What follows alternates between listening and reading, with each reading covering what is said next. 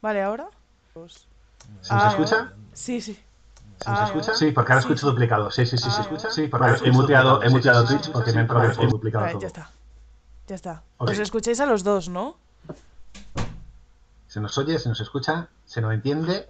A los dos. Y... Eso.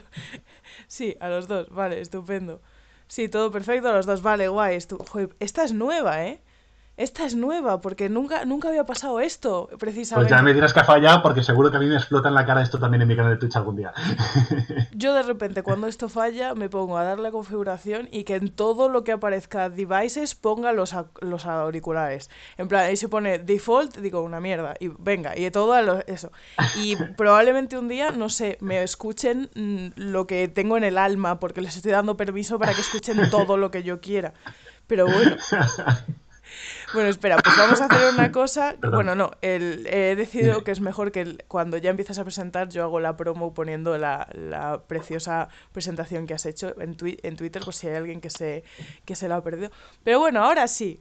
Bienvenidos y bienvenidas al Instituto de Literatura Juvenil en este domingo. Muchas gracias por pseudo madrugar, por estar aquí, porque según en la etapa de tu vida en la que tú estés, un domingo a las 12 es madrugar.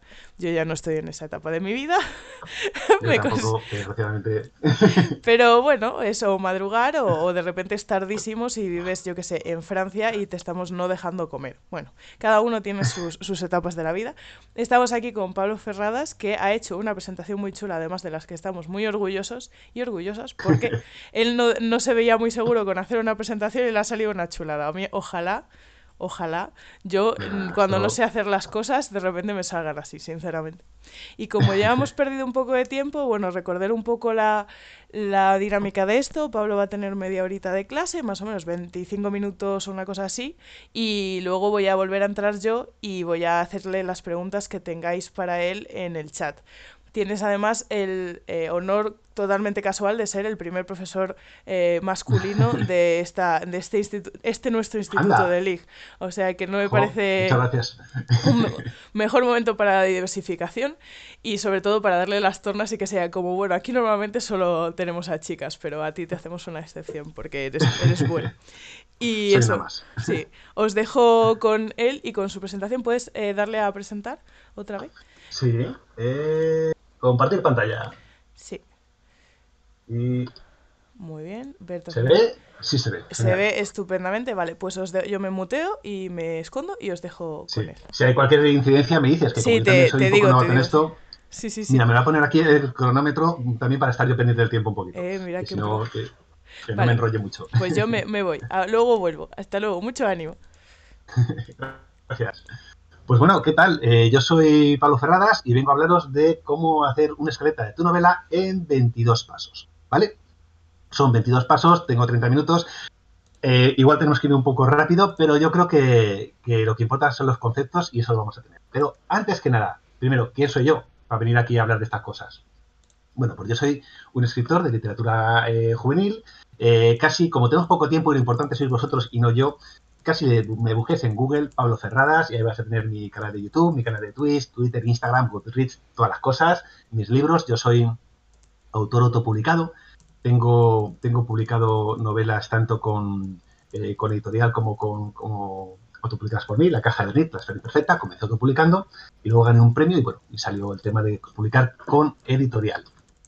Dicho esto, ¿de dónde he sacado yo esto de escribir una escaleta de novela en 22 pasos? Pues como nadie nace sabiendo, yo esto lo he sacado de un libro que se llama Anatomía del guión, ¿vale? Lo tengo por aquí además, lo voy a enseñar así a la cámara, así con sus notitas y esas cosas. Ya sabéis que es importante para cualquier persona que escribe leer tanto del género que escribe como de cualquier otro género, ¿no? Para enriquecernos. Y también hay ciertos libros como este para escritores, en este caso para guionistas, que son una joyita. ¿eh? Que yo os recomiendo que por lo menos le echéis un vistazo, aunque hoy vamos a desvelar un poquito cuáles son estos 22 pasos. Ojo, antes de nada, instrucciones de uso. No uses esta guía para ir rellenando huecos.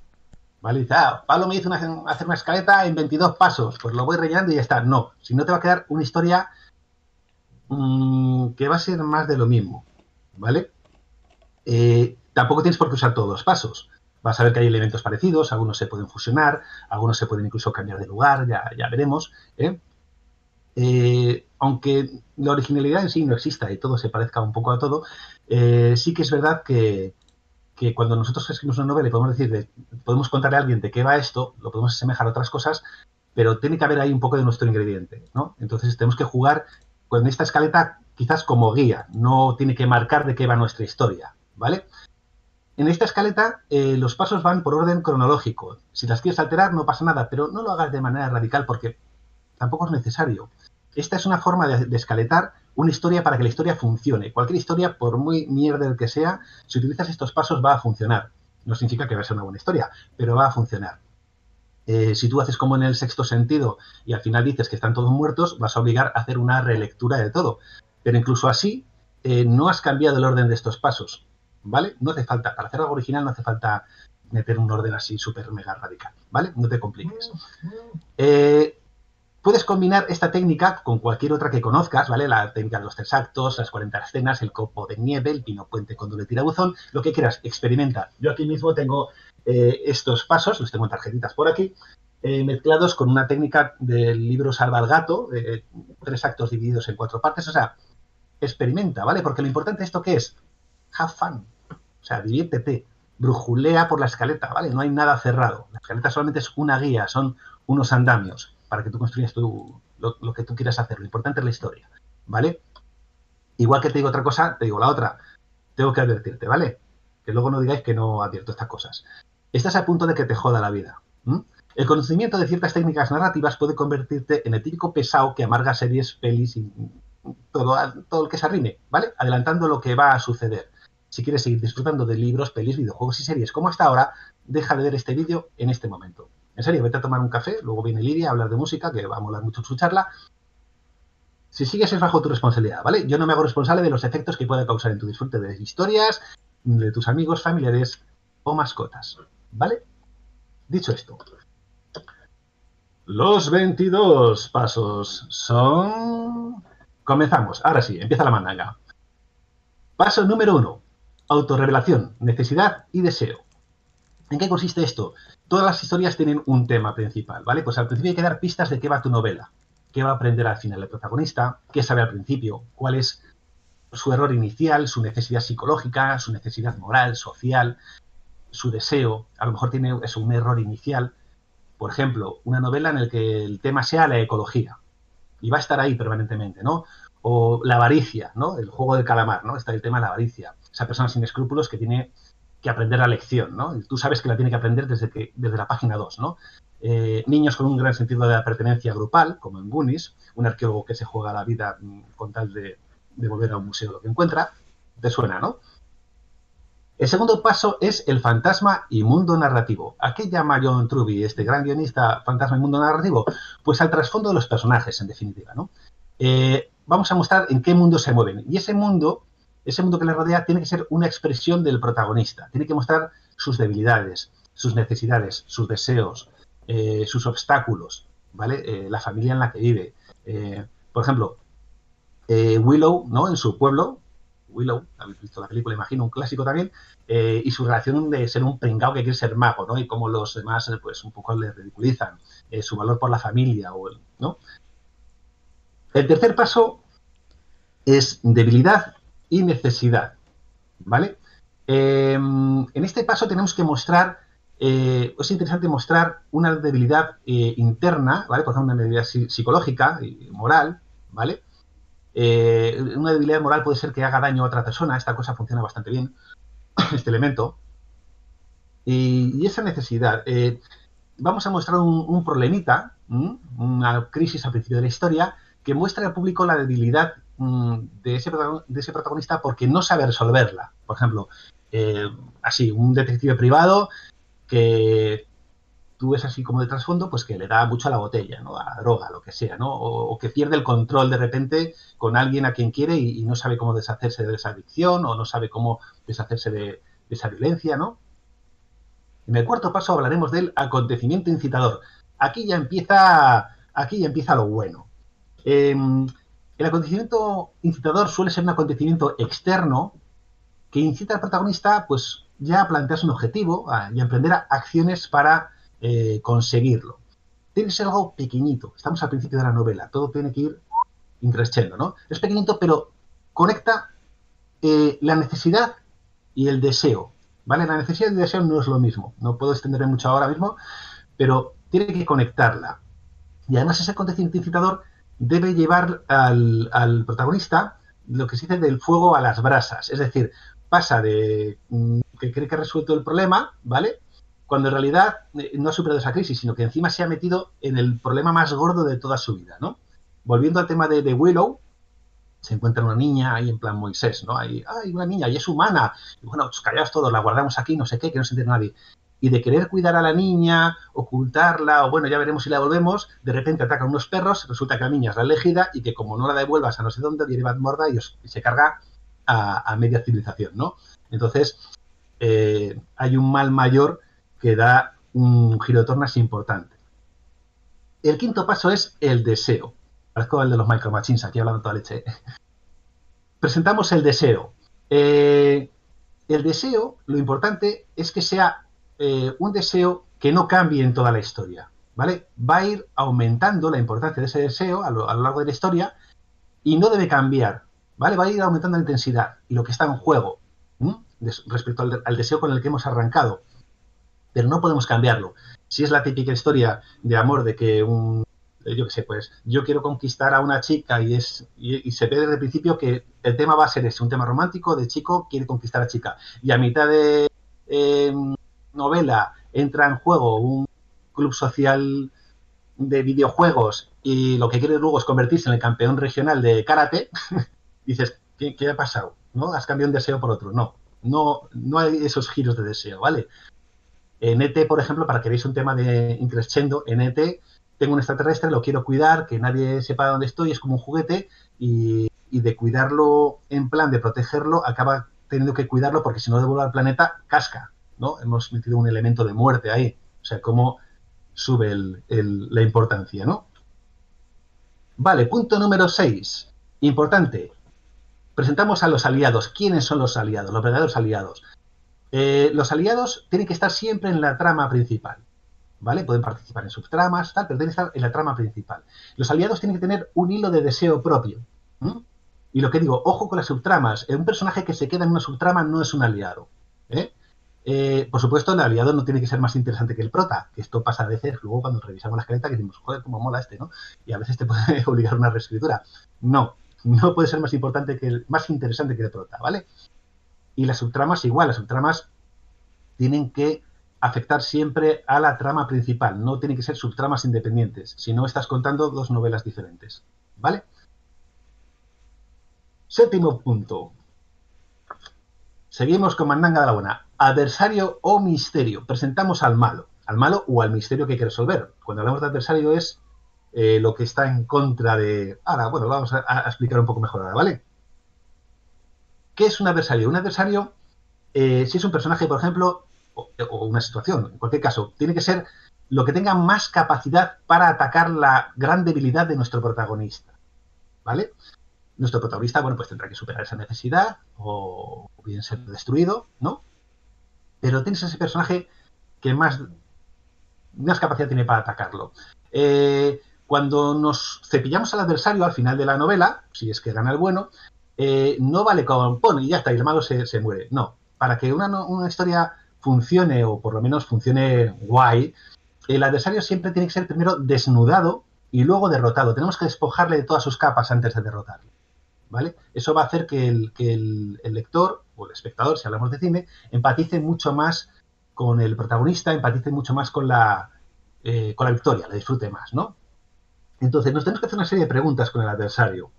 ¿Quién quiere evitar que el prota consiga lo que quiere y por qué? ¿Qué es lo que quiere el adversario? ¿Vale? El adversario deberá competir por el mismo objetivo que el protagonista. Muy importante, ¿cuáles son los valores del adversario y en qué difieren del protagonista? Debe haber un conflicto de valores. Ejemplos que todos conocéis.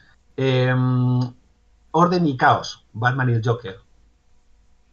Honestidad y secretos. Tienes que buscar siempre un versus, ¿no?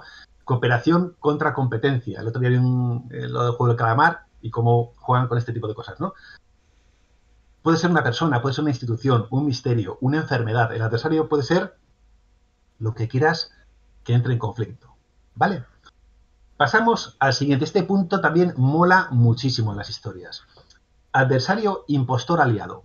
¿Qué significa este juego de palabras tan raro? Vale, un adversario impostor aliado es un personaje que aparenta ser aliado del prota, pero en realidad es un adversario o trabaja para el adversario principal.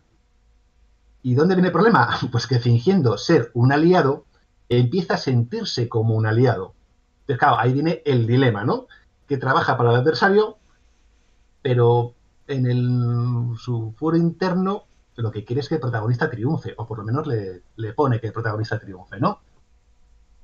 Lo normal es introducirlo después del adversario principal, pero no siempre es así, ¿eh?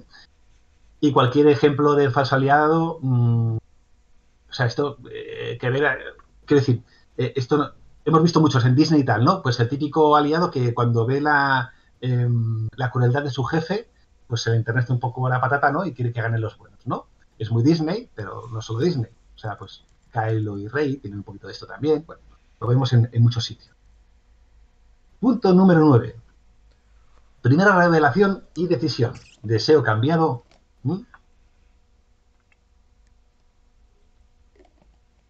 Pero como un giro. A ver.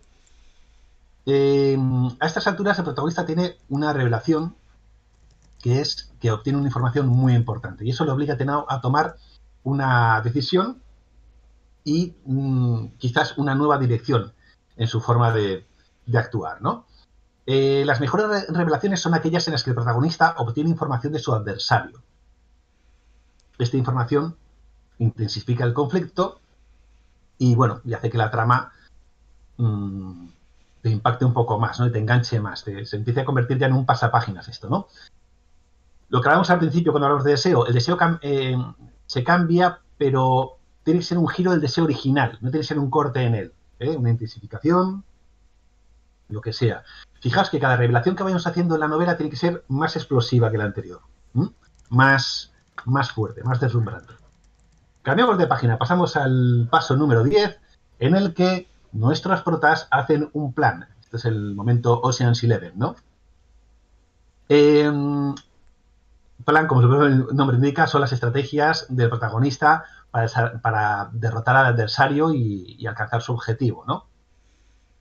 Es importante que el primer plan falle, ¿vale? El primer plan falle porque el protagonista no lo sabe, pero el adversario a estas alturas de la película es fuerte, es un tío fuerte, se ha hecho más fuerte que él y hasta que no haga el protagonista una estrategia mejor, profundice un poco más, considere qué recursos, qué armas están en posesión del adversario, pues no debería conseguirlo. Con lo cual el primer plan, ¿vale?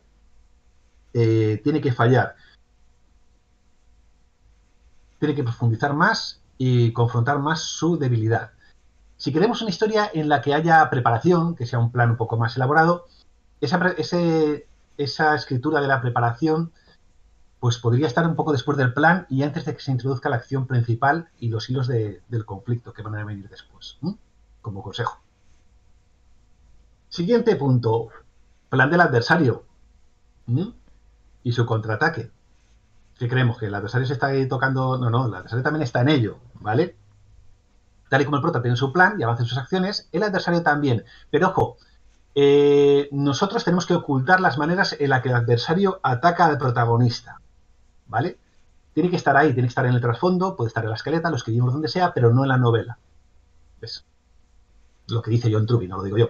Tenemos que ocultar las maneras en las que el adversario ataca al protagonista para que la historia funcione mejor, de manera que cada ataque que le hacemos al protagonista no deja de ser una de esas revelaciones que el protagonista va descubriendo y cada una más potente, ¿no?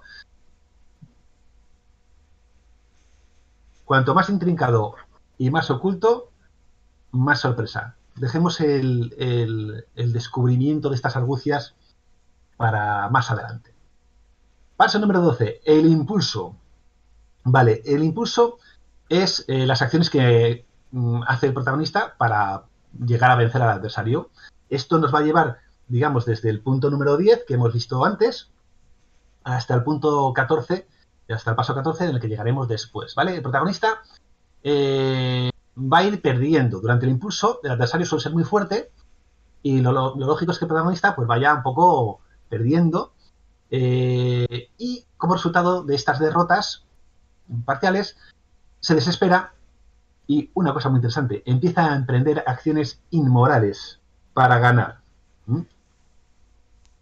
Todo esto que os estoy contando seguramente os está recordando a películas, a libros, a series, a videojuegos en los que estas cosas han venido sucediendo. Yo os lo he advertido. A partir de ahora igual os jorobamos el disfrute. El siguiente paso es el ataque del aliado. ¿Vale? Dices, si es el aliado, ¿por qué le ataca? Porque cuando el protagonista empieza a actuar de manera inmoral para vencer al malo, el aliado se enfrenta a él. Es decir, el aliado se convierte en la conciencia del protagonista, ¿no? Es las típicas frases de, tío, trato de ayudarte a conseguir tu objetivo, pero esa no es la manera, Johnny, ¿no? Lo normal es que el protagonista, que esto también lo hemos visto mucho, trate de defender sus acciones y no acepte críticas. No me digas cómo tengo que hacer mi trabajo, no sé qué, o es que ha matado a mi perro, soy John Wick, ¿qué quieres? ¿Que no mate a toda esa orden de asesinos? Entonces no acepta críticas del aliado. Lógicamente aumenta la presión sobre el protagonista porque es su propio aliado el que le está cantando las 40, ¿vale? Porque está cuestionando su forma de actuar. Y llegamos a un punto crítico dentro de la novela, que es la derrota aparente. Fijaos que llegamos de 22 pasos 14, vamos casi por la mitad de la novela, casi, ¿no? Durante el impulso, el protagonista va perdiendo contra el adversario y más o menos hacia el tercer cuarto de la historia, ¿vale? Si estos son 3 actos, pues 3 cuartos, ¿vale? Por aquí más o menos, el protagonista sufre una derrota aparente. Él cree que ha fracasado en su objetivo, que el adversario ha ganado, y tiene que ser un momento en el que el protagonista toque fondo. Eso, como lectores, lo tenemos que percibir. De esta no sale, ¿no? No tiene que ser ni un pequeño contratiempo, ni un contratiempo temporal, no. Momento explosivo, abrumador, un momento único en la historia, ¿no? Ya te digo, como lectores nos tienen que convencer de que esto está acabado, ¿vale? Yo que sé, se han cargado a la única persona que podía ayudarle a escapar de una situación jodida, o a la única persona en la que confiaba dentro de un entorno hostil. Se ha descubierto el túnel de fuga, ya no podemos ir por ahí. Se ha roto el arma mágica que devolverá el orden a la galaxia, lo que se os ocurra, ¿vale? Se jodió el tema. Pasamos al paso número 15. Segunda revelación y decisión. Aquí hay una obsesión, ¿vale? Después de la derrota aparente, el protagonista tiene otra revelación importante. Ya os digo que las revelaciones pueden ser incluso ataques del adversario. Os digo, una revelación importante puede ser de no solamente me he cargado a todo tu compañero, sino que además te he dejado sin casa. Otra más todavía, ¿no? Obtiene información nueva por el motivo que sea, dentro de en este momento, en esta segunda revelación, una información que le enseña que la victoria es posible. Dice, ostras, pero no se ha dado cuenta que con esto yo puedo ganarle, os ha dejado debajo del cajón no sé qué, ¿no? Con lo cual, al ver que la victoria todavía puede ser posible, reanuda la búsqueda de su objetivo, ¿vale? Pero claro, si antes el deseo era potente, ahora está obsesionado con conseguir su objetivo, ¿vale? Esto tiene que ser un descubrimiento que sea un efecto electrizante. Y, por supuesto, el declive moral continúa, ¿vale? O sea, puede llegar a convertirse en un ser tiránico en busca de la victoria. El siguiente punto es muy divertido, que es la revelación del público. Ahora trabajamos para el espectador, trabajamos para el lector. ¿Cuál es la revelación del público? El momento en el que el lector, no el protagonista, se entera de una información nueva muy importante. Por ejemplo, una cosa que juega muy a nuestro favor, porque tenemos toda la información, es darle al lector cuál es la identidad del adversario impostor aliado que hablábamos antes. Decirle, oye, este que creías que era bueno, que es malo, que trabaja para malo. Entonces, esto da mucha vidilla y es una información que nos podemos guardar para este punto de revelación al público. Esto aporta emoción a una sección que suele ser lenta dentro de nuestras tramas. Le muestra al lector la verdadera oposición que hay entre el villano y el héroe, el villano y el protagonista, ¿no? Le permite ver al lector cuál es el desarrollo dramático de algunos aspectos de la trama que hasta ahora no se había dado cuenta. Ah, concho, entonces por esto fue esto, por esto fue lo otro. ¿Vale? Fijaos, si el lector obtiene la revelación a la vez que el protagonista, y esto se usa mucho, es cierto que crea una conexión de tú a tú entre el protagonista y el público, ¿no? ¡Pah! ¡Ostras! Yo soy tu padre. Nos hemos enterado todos a la vez, ¿no? Pero que el lector se entere antes lo coloca en la distancia y en una situación superior. Y también le permite ver el proceso general de cambio del protagonista. Ya os digo, cualquiera de las herramientas que utilicéis es válida. Lo que importante es adaptar la escaleta a vuestra historia, no vuestra historia a la escaleta. Ya lo repito muchas veces, pero es que si no, lo que importa es la historia. Seguimos con revelaciones. Ya os digo que algunas de estas os las podéis saltar algunos de estos pasos, porque a lo mejor tu novela o tu historia no requiere tantas revelaciones, ¿no? O no tenemos tantas que ofrecer o no son necesarias. Tercera revelación. El protagonista obtiene más información todavía para derrotar al adversario. ¿Vale? En este caso, este paso podría ser el momento en el que es el protagonista quien descubre quién es ese adversario impostor aliado. Es decir, yo ya lo sabía, ahora te has enterado tú, ¿no? Ahora se lo enseñamos a él, por ejemplo, ¿no? Entonces, ¿qué pasa? Que esta información no solamente no hace que el protagonista se eche para atrás, ¿no? Frente al conflicto, diga, tú también me has traicionado. No, sino que encima se siente más fuerte y más decidido a ganar. Porque ahora siente como que ya nada se le escapa, ¿no? Dice, yo ya he visto ya todos los frentes por donde me estáis atacando, incluso tú también, cacho cabrito, con lo cual ahora no me falta información, ahora ya voy con todo a por ti, ¿no?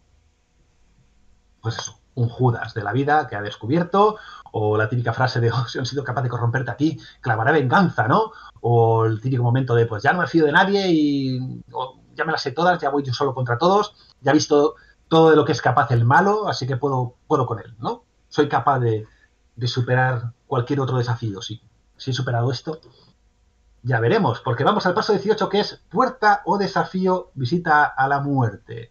¿Qué significa esto? Cerca del final de la historia, el conflicto entre el protagonista y el adversario se intensifica hasta que el protagonista recibe una presión casi insoportable, ¿vale? Cada vez tiene menos opciones, el espacio que atraviesa se estrecha cada vez más, incluso físicamente podemos incluir en nuestra historia una escena en la que físicamente hay un estrechamiento, una escena de pasillo de los desafíos, ¿no? Un lugar por el que tiene que pasar mientras es atacado en todas direcciones, ¿no? Y es un momento en el que visita a la muerte.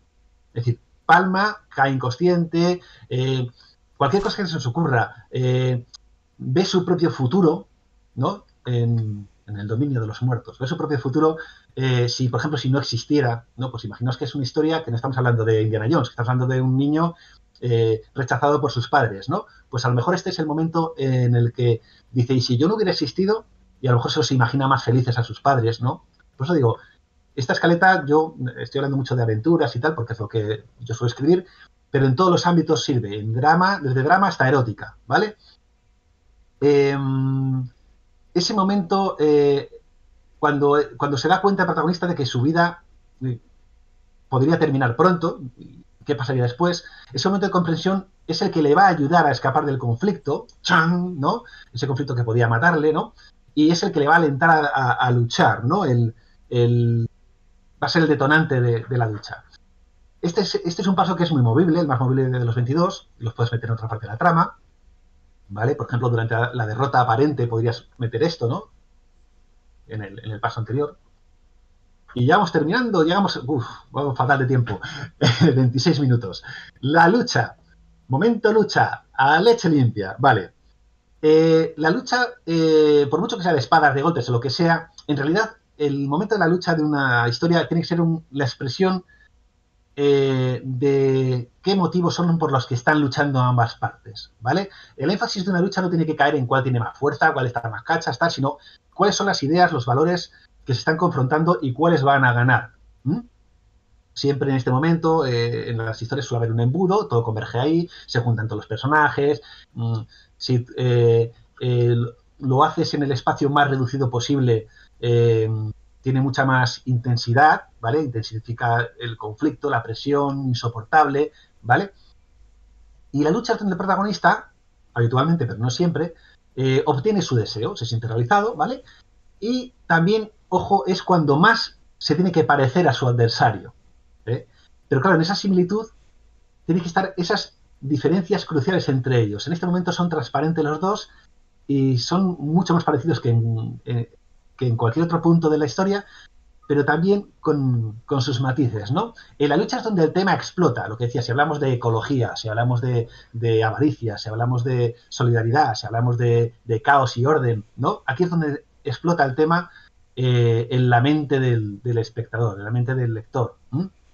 El público ve claramente qué es lo que está viendo, cuáles son los conflictos que se enfrentan y según la historia, cuál es la mejor manera de vivir o de actuar o qué pasa. ¿No? Pues que a lo mejor está que no gana el bueno. En el paso siguiente entramos en la autorrevelación, ¿vale? Lógicamente, tras la lucha hay un cambio.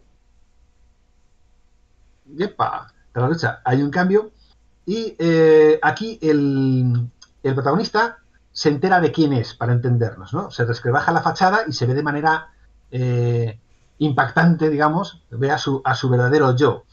Y eso de enfrentarse a sí mismo, a la verdad de sí mismo, o lo destruye o lo hace más fuerte.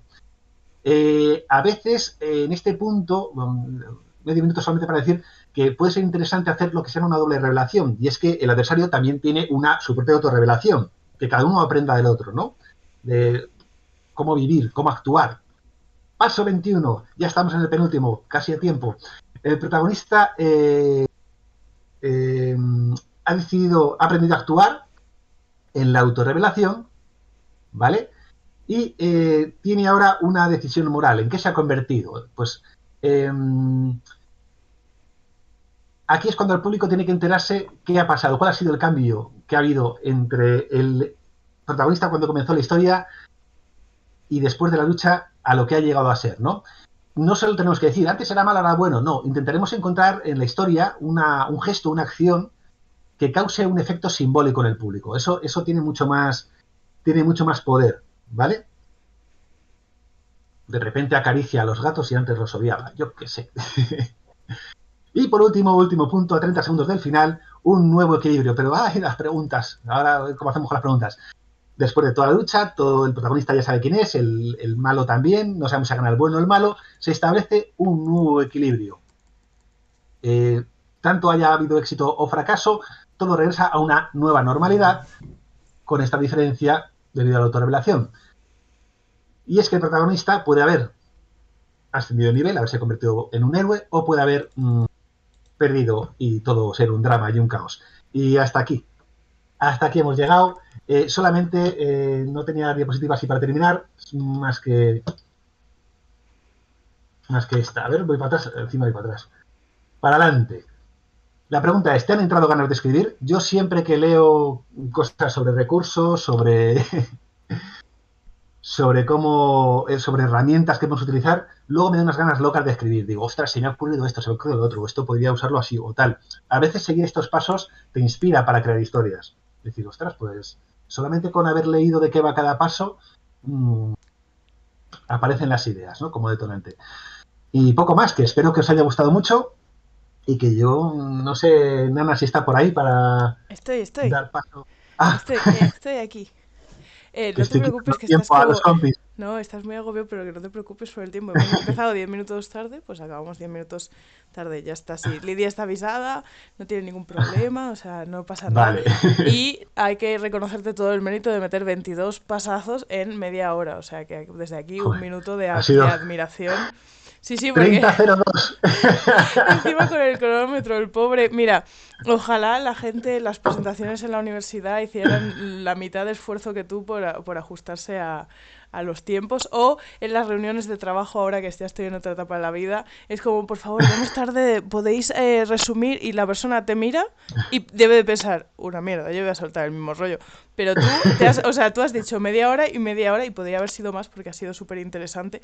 Me parece que es una forma de mostrar que aunque tengan la misma estructura, digamos, más o menos que digamos, vamos a ver, la misma estructura, no es que sean dos cosas que pasan y pasen siempre, son 22, o sea, que muy difícil tiene que ser que sea, como tú dices, igual.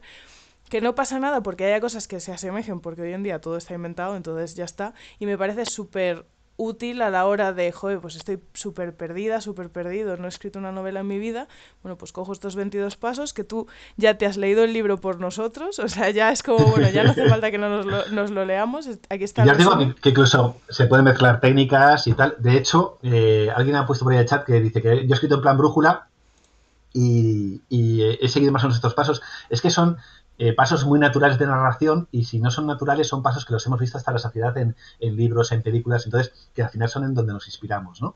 Y por eso digo, estos no son más que andamios que nos ponemos y los andamios son para ayudarnos, no para decir, y de aquí no salgo más, ¿no? Claro, efectivamente. Entonces, bueno, eso sí, como vamos un poquillo tarde, sí que si tenéis Sí, algún tipo de pregunta, Pablo es muy accesible a través de las redes sociales que ha puesto al principio, o sea que estoy segura de que no tendrá problema lo que necesitéis. en responderos a las preguntas que os pueden haber quedado. Voy a dejar de presentar aquí, ¿vale? Sí, Y nada, y le vamos a decir a Lidia que entre en el chat, nos despedimos de Pablo, muchísimas gracias, ha sido genial. muchas gracias a vosotros. Y Y ahora a bueno, ver a Lidia, a- que va a estar súper interesante también el tema de la música. seguro que sí. Así que nada, si puedes Gracias por colgar, estar ahí. Pablo, Sí, si tienes a darle al botón me voy, rojo. ya me voy yo, no me eches. No, no, yo nunca Chao. he hecho. Gracias. Gracias por todo. A Chao. ti, hasta luego. Hola Lidia, falta la cámara. Ya, voy. Dale, Estaba dale, pensando se te justo, ¿cómo escucha. se hace esto? Se te escucha. Mírala. Hola. Hola Lidia, ¿qué tal estás? Muy bien. Vale, pues gracias por la paciencia también, gracias por todo. Muy, Dicen por aquí, cuando acaba el muy silencio bien, un entra poco Lidia. nerviosa, la verdad, pero tengo ganas de charletear. Nada, hombre. Acaba de decir aquí, cuando acaba el silencio entra Lidia y me parece una muy buena forma de presentarte. Así que, bueno, si Buenas quieres, referencias, amigos, amigas. claro, por supuesto. Entonces, tenemos con nosotros a Lidia que nos va a hablar de música y literatura, que es un tema que no se ha tratado aquí y que yo no he escuchado nunca, o sea que tengo muchísima curiosidad, creo que va a estar súper chulo. Así que, ¿sabes cómo presentar? O sea, darle a compartir Voy a pantalla. intentarlo, ¿vale? No pasa nada, Vamos aquí a ver. el directo es lo que tiene. Eh, la pantalla entera, ¿verdad? Sí, vale, a ver ¿Ya está? transmisión, a ver... Perfecto, sí, ahora dale eso, a presentar Sí, ¿no? pantalla completa y yo me voy de aquí, más o menos en 25 minutos entraré por Vale. si y te diré, oye, estas son las preguntas que te han dejado. Me voy a poner el cronómetro yo también. Oye, oye, pero qué profesionalidad, vamos a ver. A ver Sí, si sí. enseñáis a cierta gente de ambientes laborales a hacer esas cosas. Bueno, eso, que te dejo The Floor is Yours y os dejamos con Vale. Lidia. Thank you. Un besito. Gracias. Vale, creo que ya se ha hecho el silencio. Vale, esto me da vibes de cuando defendí el TPG. Madre mía, no me gusta estar aquí sola. Bueno, voy a poner el cronómetro y empiezo. Lo primero de todo, pues muchas gracias a Nana por haberme invitado a estar aquí hablando hoy en este canal suyo. Voy a hablar de música, literatura y documentación, ¿vale? Lo que el conservatorio me enseñó como escritora. He de decir, primero de todo, que esto no era el título que se me ocurrió en un primer momento, ¿vale? Mi título iba a ser Beethoven se quedó sordo, pero escuchará la música que escribas si haces esta clase, ¿vale? Entonces, no me parecía el mejor título que le podía dar, me parecía un poco, bueno, un poco pretencioso también, un poco demasiado poco serio y dije, bueno, vamos a intentar dar otra imagen, ¿vale? Pero tengo que admitiros que este fue el primer título y me sirve también para, primero, introducir la charla, pero también introducirme a mí y el tono que voy a tener. Yo soy bastante mamarracha, entonces no esperéis que sea muy seria, la verdad. Voy a intentar ser más o menos técnica, más o menos explicarme bien y tal, pero bueno. He de decir que he metido también algún meme. Voy a hacer un homenaje a Raquel Arbeteta, que hizo la charla hace unas pocas semanas. Y también metió memes de gatos y tal. Entonces, bueno, yo no he metido tantos, pero sí que, bueno, voy a ser un poco mamarrachilla en mi línea. Entonces, primero de todo, ¿esta tía quién es? ¿Quién soy yo? ¿Por qué estoy aquí hablando de música? Bueno, para presentarme he decidido hacerlo mediante esta imagen, ¿vale? que es una imagen que tiene ya varios años, que yo creo que será como de 2016, 17 o así, me la hice antes de un concierto y creo que es el ejemplo perfecto, el resumen perfecto de quién soy yo. Entonces, yo toco el trombón, ¿vale? Yo soy filóloga inglesa, bla, bla, bla, bien, hice la carrera, todo lo que queráis, pero he venido aquí a hablar hoy porque aparte de escribir y ser un poco payasa, toco el trombón. Entonces, he ido al conservatorio y entonces pues voy a hablar un poco de todo lo que aprendí en el conservatorio y cómo me lo he llevado luego a mis novelas, ¿vale? Entonces, bueno, mi trombón, por cierto, se llama Beethoven, ¿vale? Porque friki se nace. Y es para mí es como mi hijo. O sea, mi gata y el trombón son como hermanos para mí, los dos son mis hijos. Bien, fricadas aparte. Vale, voy a hablar de estos puntos, ¿vale? Os voy a explicar un poco en qué se va a dividir un poco la clasecilla. Primero de todo voy a intentar explicar por qué creo que la música es importante en nuestras historias y un poco por qué creo que es necesario pararnos a pensar un poco en ella, en cómo plasmarla luego en las novelas, etcétera, etcétera. Luego hay una sección que he llamado un clarinete no es lo mismo que una guitarra, ¿vale? En la que os voy a hablar de las distintas familias de instrumentos que hay, lo que es una banda, lo que es una orquesta, porque hay que tenerlo luego en cuenta si queremos escribir sobre un personaje que sea músico. Luego hay una sección que se llama Una carrera de 14 años, en la que os voy a hablar de la carrera musical, ¿vale? Que dura 14 años mínimo las enseñanzas oficiales, o sea, mínimo oficialmente tienes que hacer 14 años. Y os voy a explicar en qué etapa se divide y todo eso. Bueno. Luego vamos a ir al meollo, que va a ser, vale, quiero crear un personaje que sea músico. ¿Qué información necesito? Entonces aquí lo he dividido en qué instrumento toca, en dónde estudia y en qué objetivos tiene. Ahora lo veremos todo bien. Y luego he puesto una sección que se llama Internet, tu gran aliado, ¿vale? Porque os voy a explicar cómo me documento yo y de dónde saco yo la información para luego llevarla a las novelas. Aparte de lo que yo aprendí cuando yo estudié música, actualmente que ya no estudio música en el conservatorio y cuando hago personajes que tocan instrumentos de los que yo no sé nada, ¿cómo lo hago? ¿Dónde encuentras esa información y tal? Por si alguna persona que esté viendo esto pues le interesa y quiere aplicarlo.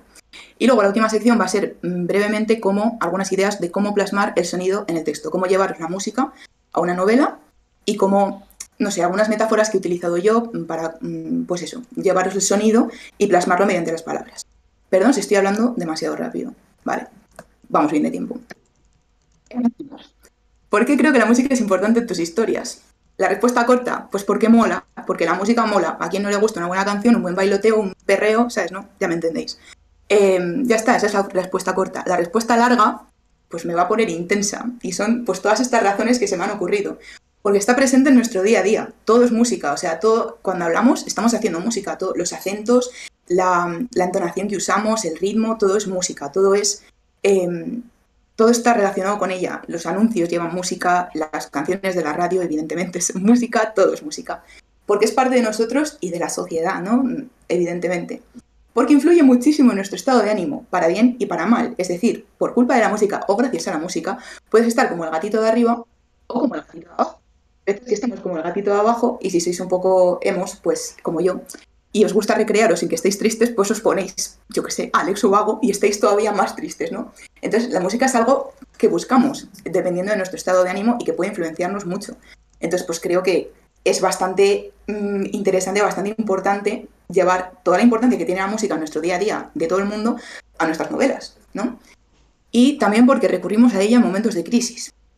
Y esto lo digo porque esta imagen seguro que os suena, o sea, no esta imagen en concreto, sino esta situación, ¿no? ¿Qué pasó en el confinamiento, amigas, amigos? Pues que quién no tenía un vecino que fuera músico, o quién no era el vecino que era el músico, ¿no? En mi caso, todos teníamos alguno que salía al balcón todas las tardes a tocar, a no sé qué, el puñetero resistiré, lo siento mucho, yo le cogí mucha manía, pero quiero decir, la música es algo a lo que recurrimos cuando estamos bien, cuando estamos mal, cuando estamos regulinchi, cuando no nos apetece hacer nada, cuando nos apetece hacerlo todo. Entonces, por estos motivos creo que es súper importante tenerla en cuenta para escribir. Ya no solo para escribir personajes que sean músicos de profesión o que estudien música, sino también simplemente porque la música salga en nuestras historias, porque es parte de nuestra vida también. Vale, antes de pasar a la siguiente sección, se me olvidó hacer un disclaimer antes, y es que creo que toda esta clase os va a servir, espero, más si escribís contemporánea, pero si escribís de otros géneros y tenéis personajes que sean músicos o lo que sea, obviamente lo tenéis que trasladar luego a la época en la que lo ambientéis o al género en el que lo ambientéis. Si es contemporánea, todo lo que os digo os va a servir porque es lo que hago yo que escribo contemporánea. Bueno, espero que os sirva, pero bueno, es lo que hago yo que escribo contemporánea. Pero si escribís, por ejemplo, fantasía, pues oye, también podéis llevaros alguna pincelada, espero. Si lo hago bien, espero que sí. Vale, vamos al hueso. voy a intentar no ponerme muy técnica, ¿vale? Pero creo que es importante hablar un poquito de esto. Un clarinete no es lo mismo que una guitarra. Breve introducción a la orquesta o la banda y sus instrumentos. Vale. Antes de nada, ¿qué tipos de instrumentos hay? Hay 3 grandes familias, ¿vale? A muy, muy, muy grosso modo. Está el viento, está la cuerda y está la percusión. Dentro del viento tenemos viento metal y viento madera, evidentemente por el material del que están hechos los instrumentos. Dentro del viento metal, pues una barre para casa, y el primer ejemplo que he puesto ha sido el trombón, evidentemente, pero también tenemos la trompeta, la trompa, la tuba, ¿vale? Luego dentro del viento madera tenemos el clarinete, el oboe, la flauta, ¿sabéis, no? El saxofón, tal. Vale, luego está la cuerda. Dentro de la cuerda tenemos como 3 subtipos, ¿vale? La cuerda frotada, que son el violín, la viola, el violonchelo, el contrabajo. Luego la cuerda percutida, que es el piano. Y la cuerda pulsada, que son instrumentos como el arpa o la guitarra y todos los que se tocan como la guitarra, porque hay 800.000, ¿vale? El laúd, la mandolina, yo qué sé, muchísimos. Pero me entendéis, la guitarra, ¿vale? Y luego está la percusión.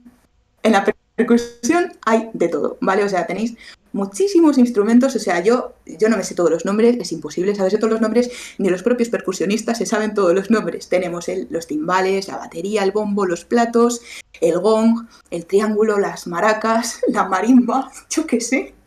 Tocar la percusión es una movida. En fin, yo no toco la percusión y me alegro, la verdad. A mí me gusta mucho, pero admito que es una movida. Pero bueno, pues eso, es la tercera gran familia que tenemos. Entonces, en función de estas familias, en función de qué haya en la agrupación, vamos a encontrarnos con más cosas, ¿vale? Pero principalmente con una orquesta o con una banda. Entonces, las diferencias, bueno, la gran diferencia es una. La orquesta es de cuerda y la banda es de viento. Punto, ya está. Vale. Dentro de esto, pues vamos a desarrollar un poquito. La orquesta, como digo, la inmensa mayoría de lo que hay son cuerdas, ¿vale? O sea, a ver si se ve mi cursor, espero que lo estéis viendo en el directo. Todo esto de aquí son cuerdas, ¿vale? Tenemos sobre todo todos los violines, las violas, los celos y los contrabajos. Toda la mayoría, o sea, el grueso de la orquesta es la cuerda.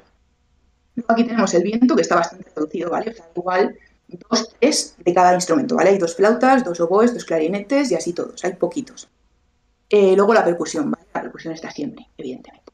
Y como curiosidad, no hay saxofones en las orquestas, ¿vale? O sea que si vuestro personaje toca el saxofón, no va a poder estar en una orquesta, a no ser que sea una cosa súper mega especial, que sea una obra que justo sea para saxofón, pero así en general no le metéis en orquesta porque no hay saxofones en orquesta, ¿vale? No me preguntéis por qué, yo supongo que son razones históricas y tal, pero bueno, ahora mismo yo no estoy especializada en esto, entonces no me voy a meter en berenjenales, pero no hay saxofones. Si hay saxofones es en una banda, ¿por qué? Porque lo principal es el viento. De hecho, cuerda o no hay directamente en una banda o hay muy poca. De hecho, en la inmensa mayoría de bandas de pueblo y, yo qué sé, por ejemplo, en la banda de mi pueblo hay un contrabajo. Uno, ya está. Y normalmente pues no hay cuerda, ¿vale? Y si hay cuerda, va a ser solo violonchelos y contrabajos. No hay ni violines ni en las bandas, lo sentimos mucho. Entonces, lo principal es el viento. ¿Qué pasa? Que donde antes había 20 violines, pues ahora va a haber 20 clarinetes. Entonces, claro, va a haber muchos más instrumentos de los que había antes, de los de viento me refiero. Entonces, donde en esta imagen pues tenemos 6, ¿vale? 6, 7, 8 me llega a encontrar yo, depende del tamaño de la banda. Pero el caso es que hay muchas. Entonces, pues eso, en una banda lo principal es el viento y en una orquesta lo principal es la orquesta, iba a decir, sí, la cuerda. Vale. De nuevo, esto lo digo porque es importante en función de lo que toque vuestro personaje. Por ejemplo, yo he escrito sobre personajes que tocan la cuerda, que tocan la viola, ¿vale? Es un instrumento de cuerda, evidentemente la viola no puede estar en una banda. Así que todas las referencias a cuando este muchacho está en el conjunto del conservatorio va a ser porque está en orquesta, ¿vale? Vamos a llorar todos juntos por el alma de los músicos, porque nos metemos en una carrera que dura 14 años como mínimo. He decidido añadir este chiste y este meme porque es básicamente nuestra vida diaria, ¿no? Esto se lo he cogido de una cuenta de Instagram que se llama Memes del Conservatorio, que sinceramente es la mejor cuenta de Instagram. Y dice, ¿cuántos años llevas de conservatorio? 7. ¿Y cuántos te quedan? 25. Esto tiene dos lecturas. La primera es que se hace interminable, ¿vale? Porque son tantos años que parece que nunca acabas, y la segunda lectura es porque genuinamente es interminable. Se dice en todas las carreras, ¿no? Esto de que nunca dejas de aprender, no sé qué, pero es que realmente en música es que es verdad. O sea, y de repente te estás especializando en un instrumento, pero luego de repente ese instrumento pues tiene otras variantes, ¿no? Por ejemplo, el trombón tiene también el trombón bajo. O sea, si yo quisiera ahora podría empezar a tocar el trombón bajo, y eso es otra movida distinta. En fin, que no me enrollo, pero que nuestra alma pues, sufre bastante. Entonces, ¿en qué se estructura? ¿Cómo se estructura 14 años de carrera? Vale, tenemos para empezar el grado elemental, ¿vale? Que dura 4. Y lo que equivaldría más o menos de la educación normal, vamos a decir, ¿vale? De la escuela a la primaria, ¿no?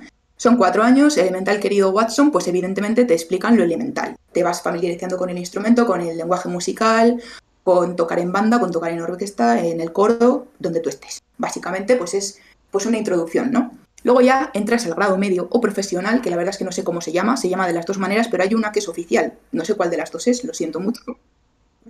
¿Vale? Mientras yo estaba estudiando. Entonces yo me llamo de las dos maneras indistintamente. Dura 6 años, ¿vale? 6 años y equivale a la ESO y al bachillerato. Tanto en tiempo, que también son 6 años, institucionalmente hablando. Porque a nivel, pues eso, a nivel oficial de la educación de nuestro país, están equiparados. De hecho, a mí, story time, ¿vale? Cuando estaba en bachillerato, estaba también haciendo el conservatorio y yo pedí beca para hacer tanto el conser como para hacer bachillerato y me denegaron una de las dos porque no podía tener las dos porque eran del mismo nivel.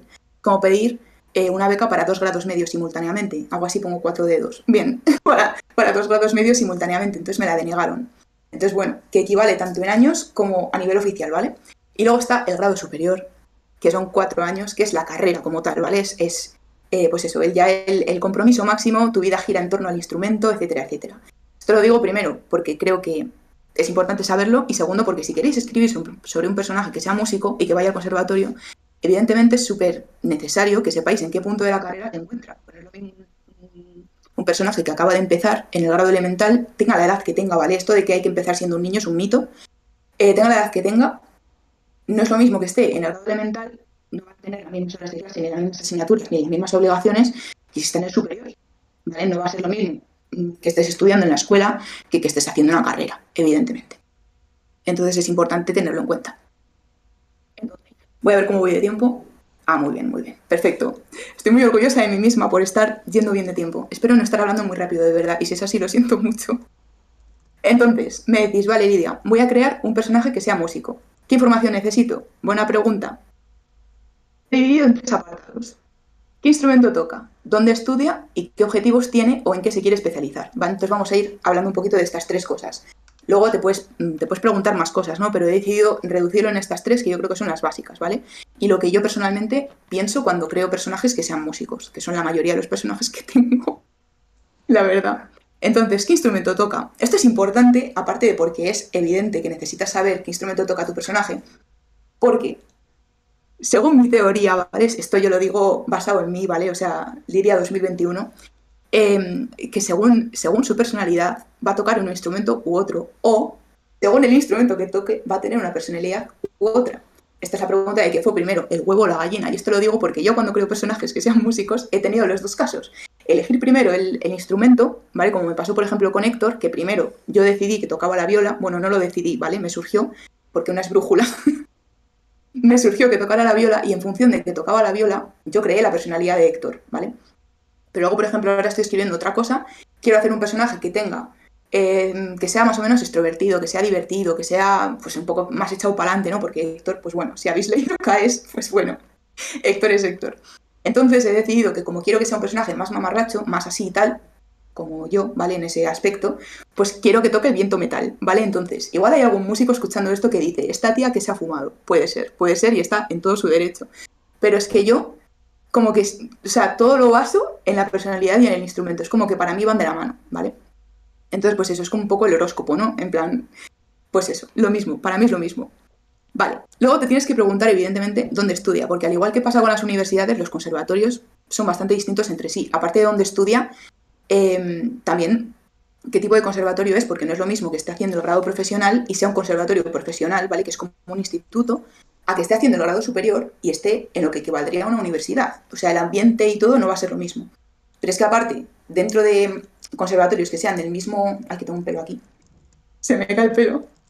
Aparte de que sean conservatorios del mismo nivel, no va a ser lo mismo un conservatorio, el conservatorio profesional de mi pueblo, por ejemplo, que el conservatorio profesional que pueda haber en Madrid, ¿vale? Uno de tantos que habrá, seguramente, no sé cuántos hay, pero bueno, habrá seguramente varios, no va a ser lo mismo estudiar aquí que estudiar en Madrid, igual que pasa con las universidades. No es lo mismo la de La Rioja, que es donde estudio yo, que es muy familiar y muy así, que estudiar en la Complu, ¿no? Pues con el conservatorio lo mismo.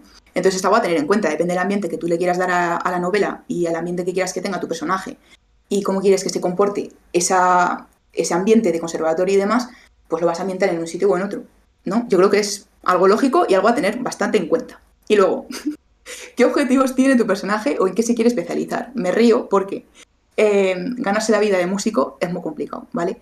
Tiene muchas salidas, te puedes especializar en 1800 cosas, pero es complicado. Es un mundo, o sea, el mundo de las artes en general en este país y en todos en general, pero en este país quienes nos dedicamos a algo que tenga que ver con mundo editorial, mundo artístico en general, el teatro, el mundo de la música, ya lo sabemos, ya lloramos todos en compañía y la música pues no es distinto. Entonces es algo también a tener en cuenta para vuestros personajes, que si se dedican a la música o están a punto de dedicarse a la música, es bastante probable que tengan una crisis existencial, ¿vale? Es muy complicado. Pero bueno, ¿te puedes dedicar a la música? Sí. ¿Qué opciones tienes? Pues bueno, te puedes especializar en interpretación, ¿vale? Puedes ser parte de una orquesta o solista en una orquesta y evidentemente te tienes que coger optativas, asignaturas optativas que vayan hacia eso, ¿vale? O puedes especializarte en composición de videojuegos, de bandas sonoras, de anuncios, yo qué sé, de lo que sea, hay 1000 opciones. Pero claro, pues vas a coger optativas que vayan hacia composición. Puedes también dedicarte a la docencia, entonces pues vas a hacer un máster de profesorado, vas a hacer lo que sea. A la producción, puedes ser productor de grandes artistas, yo qué sé, de gente del pop o de bandas sonoras también, qué sé yo. También hay muchas opciones. También puedes ser director de orquesta o director de banda, también hay especialización en dirección. Bueno, el caso es que hay muchas opciones y tú tienes que tener en cuenta a qué se va a dedicar tu personaje o a qué se quiere dedicar. Obviamente, si está en el grado elemental, al igual que tú cuando estás en la escuela o en primero o en segundo de la ESO o incluso más adelante, pero bueno, es bastante probable que no lo sepas. Entonces tu personaje no tiene por qué saberlo. Pero si queréis hacer un personaje que esté estudiando el grado superior, sí lo tenéis que pensar. Sí tenéis que tener en cuenta a qué se va a dedicar después o qué le llama la atención, más que nada porque va a tener unas asignaturas u otras. Entonces es algo que sí que hay que tener en cuenta. Lo de las asignaturas y todo esto viene aquí. Herramientas. Internet es nuestro gran aliado en este siglo, ¿vale? En este momento que estamos viviendo. Es una fuente de información enorme, inacabable, lo cual es muy bueno y muy malo a la vez. ¿Por qué? Porque tiene mucha información. Entonces eso es muy bueno, pero también puede ser como, a ver, too much. ¿Qué cojo y qué no cojo? Vale, os voy a decir lo que hago yo. Los conservatorios, my friends, tienen página web, ¿vale? Igual que las universidades, los conservatorios tienen página web. Incluso el de mi pueblo tiene página web. Y en las páginas web te vas a encontrar lista de asignaturas, lista de especialidades, ¿vale? Porque te van a decir también qué instrumentos enseñan, porque no en todos los conservatorios enseñan todos los instrumentos. Puede ser que también estén los horarios. Yo me encuentro conservatorios donde salen y conservatorios donde no salen los horarios. Entonces, bueno, a echarlo a suertes. Pero sí que es verdad que puede aparecer y te puedes hacer una idea un poco así. Y también, importantísimo, los profesores suelen subir la programación de las asignaturas y el repertorio de las asignaturas. Es decir, qué se toca. Entonces, esto es súper importante encontrarlo, buscarlo y encontrarlo y usarlo si no tienes ni pajolera idea de qué se toca en el curso en el que esté tu personaje. A mí esto me pasó con Cuando acaba el silencio. Yo no toco la flauta. Tengo amigas que tocan la flauta, sí, pero tú no te sabes qué tocan en cada curso. Casi no me sé ni lo que toqué yo en cada curso, voy a saber lo que toca otro instrumento, ¿no? Entonces, ¿yo qué hice? Busqué en Google. El curso en el que estaba Marina era quinto, ¿vale? Quinto de grado medio. Entonces yo puse en Google repertorio flauta, quinto de grado medio, conservatorio. Y entonces empecé a abrir PDFs. Me metí en la página web del conservatorio de Getafe, el de Alcalá de Henares, el de no sé qué, el de Lleida, el de... Bueno. O sea, no os podéis hacer una idea de PDFs que vi. Entonces, pues fui escuchando alguna obra, alguna que me gustó tal, y al final esas que me gustaron o que me parecieron que se repetían más, que eran más comunes, pues fueron las que luego estaba tocando Marina en las escenas donde aparecen esas obras. Voy bien de tiempo, qué bien, estoy súper contenta. Vale. Vale, entonces pues eso. ¿Qué estaba diciendo? Lo de las obras. Es muy importante y también vale para la orquesta o la banda donde esté vuestro personaje. Yo, por ejemplo, momento confesión, yo busqué, ¿vale? Repertorio de orquesta, repertorio de banda y tal. Bueno, de banda no, porque no han tocado la banda en mis novelas todavía, solo han ido a orquesta. Pero bueno, el caso es que busqué repertorio de orquesta, ¿vale? O sea, yo hice la documentación igualmente, pero luego no le hice ni puñetero caso porque puse que tocaban cosas que he tocado yo cuando estaba en orquesta. Entonces, bueno. Pero el caso es que la información está ahí, ¿vale? O sea, los profesores suben la programación, suben el repertorio y es que es maravilloso, lo tienes dividido por cursos, te pone en primero de grado medio los alumnos tienen que tocar esto, en segundo tienen que tocar esto, en tercero tienen que tocar esto y en el superior lo mismo. Y es que es maravilloso, es maravilloso. Entonces, os he traído un ejemplo de la Escuela Superior de Música Reina Sofía, que está en Madrid, ¿vale? Que es un conservatorio superior, como su propio nombre indica, es un conservatorio además, pues un poquito, bueno, la cúspide, ¿vale? En nuestro país es uno de los más así, de los más pijos. Pero no tienen trombón, o sea, profesores y alumnos, y en las especialidades, no hay trombón, o sea, superior igual no es. Bueno, vale, entonces, os metéis en la página web de la Escuela Superior de Música Reina Sofía, como os podéis meter en cualquiera, ¿vale? En cualquier conservatorio, y os sale esto, os sale la escuela, estudios, conservatorios, conciertos, canal de escuela, bien. Y esta pestaña es la de estudios, ¿vale? Y te sale todo esto. Es que es muchísima información. Entonces tú tienes información sobre quién está estudiando y quién imparte cada una de las especialidades. Es decir, en este caso concreto tienes hasta fotos y nombre y apellidos de quién está estudiando. O sea, es que es maravilloso. Entonces, pues eso, es que aquí imparten violín, viola, violonchelo, contrabajo, composición. Luego tienes también información sobre el proceso de admisión. Si tienes curiosidad de cómo se entra al grado superior, que tiene también su cosa, no me va a dar tiempo a explicarlo.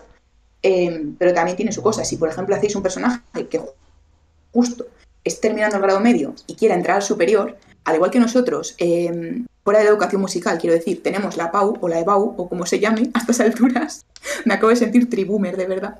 Bueno, al igual que tenemos la prueba de acceso a la universidad, en música también hay pruebas de acceso al grado superior. Entonces, claro, pues tiene su proceso, tiene su cosa, ¿vale? Y también tienes información sobre eso. Sobre las becas que puedes tener. Sobre el calendario académico.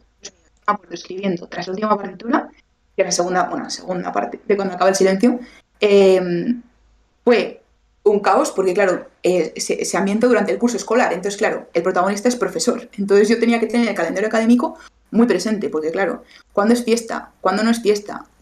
Si se va a clase por la mañana, por la tarde, los sábados se hace algo, no se hace nada. Bueno, pues tienes el calendario académico también. Luego también tienes información sobre el máster, sobre los másteres que puedes hacer, los estudios que tienes que hacer antes, en fin. O sea, tienes una bomba de información que puedes usar y que debes usar en caso de que quieras escribir un personaje que sea músico o ambientar algo en un conservatorio. Luego también hay que decir, esto no se me ha olvidado meterlo, pero bueno, lo menciono. También hay muchísimos vídeos en YouTube de blogs de estudiantes estudiando en no sé qué conservatorio, de cómo es un día de jornadas puertas abiertas en los conservatorios. O sea, tenéis información para dar y regalar. O sea, no es tan complicado ambientar una novela en un conservatorio. Os animo a que le perdáis el miedo porque de verdad que la información está ahí y se puede, o sea, se puede. Terminamos con la última sección. ¿Cómo puedes plasmar la música en tu texto? Vale. Yo aquí he puesto algunas ideas, ¿vale? Algunas cosillas de qué hago yo, ¿vale? De cómo, cuando yo me enfrentaba a esto, qué es lo que, o sea, qué funcionamiento he tenido en mi cerebro, ¿vale? Las 4 neuronas que hay ahí dentro. Cómo han, bueno, qué recursos han tirado, ¿vale? Para escribir sobre música, para plasmar esa música. Entonces voy a hacerlo a través de estas imágenes, ¿vale? Que son, pues, metáforas visuales, pero que luego nos las llevamos al texto también, a las palabras. Entonces, aquí he salido cuando acaba el silencio, ¿vale? Hay un capítulo en el que yo literalmente hago esto. No sé si se ve bien, pero bueno, son pentagramas de piano, ¿vale? Porque tiene estos 2 pentagramas con la clave distinta. Y son pájaros que empiezan a volar. Es que yo escribí el capítulo antes de ver esta foto. Y cuando vi el dibujo pensé, wow, o sea, porque es exactamente lo que hice yo. Entonces, puedes hablar de que los dedos de la pianista son como pájaros que echan a volar. La libertad, el no sé qué, bueno, yo qué sé.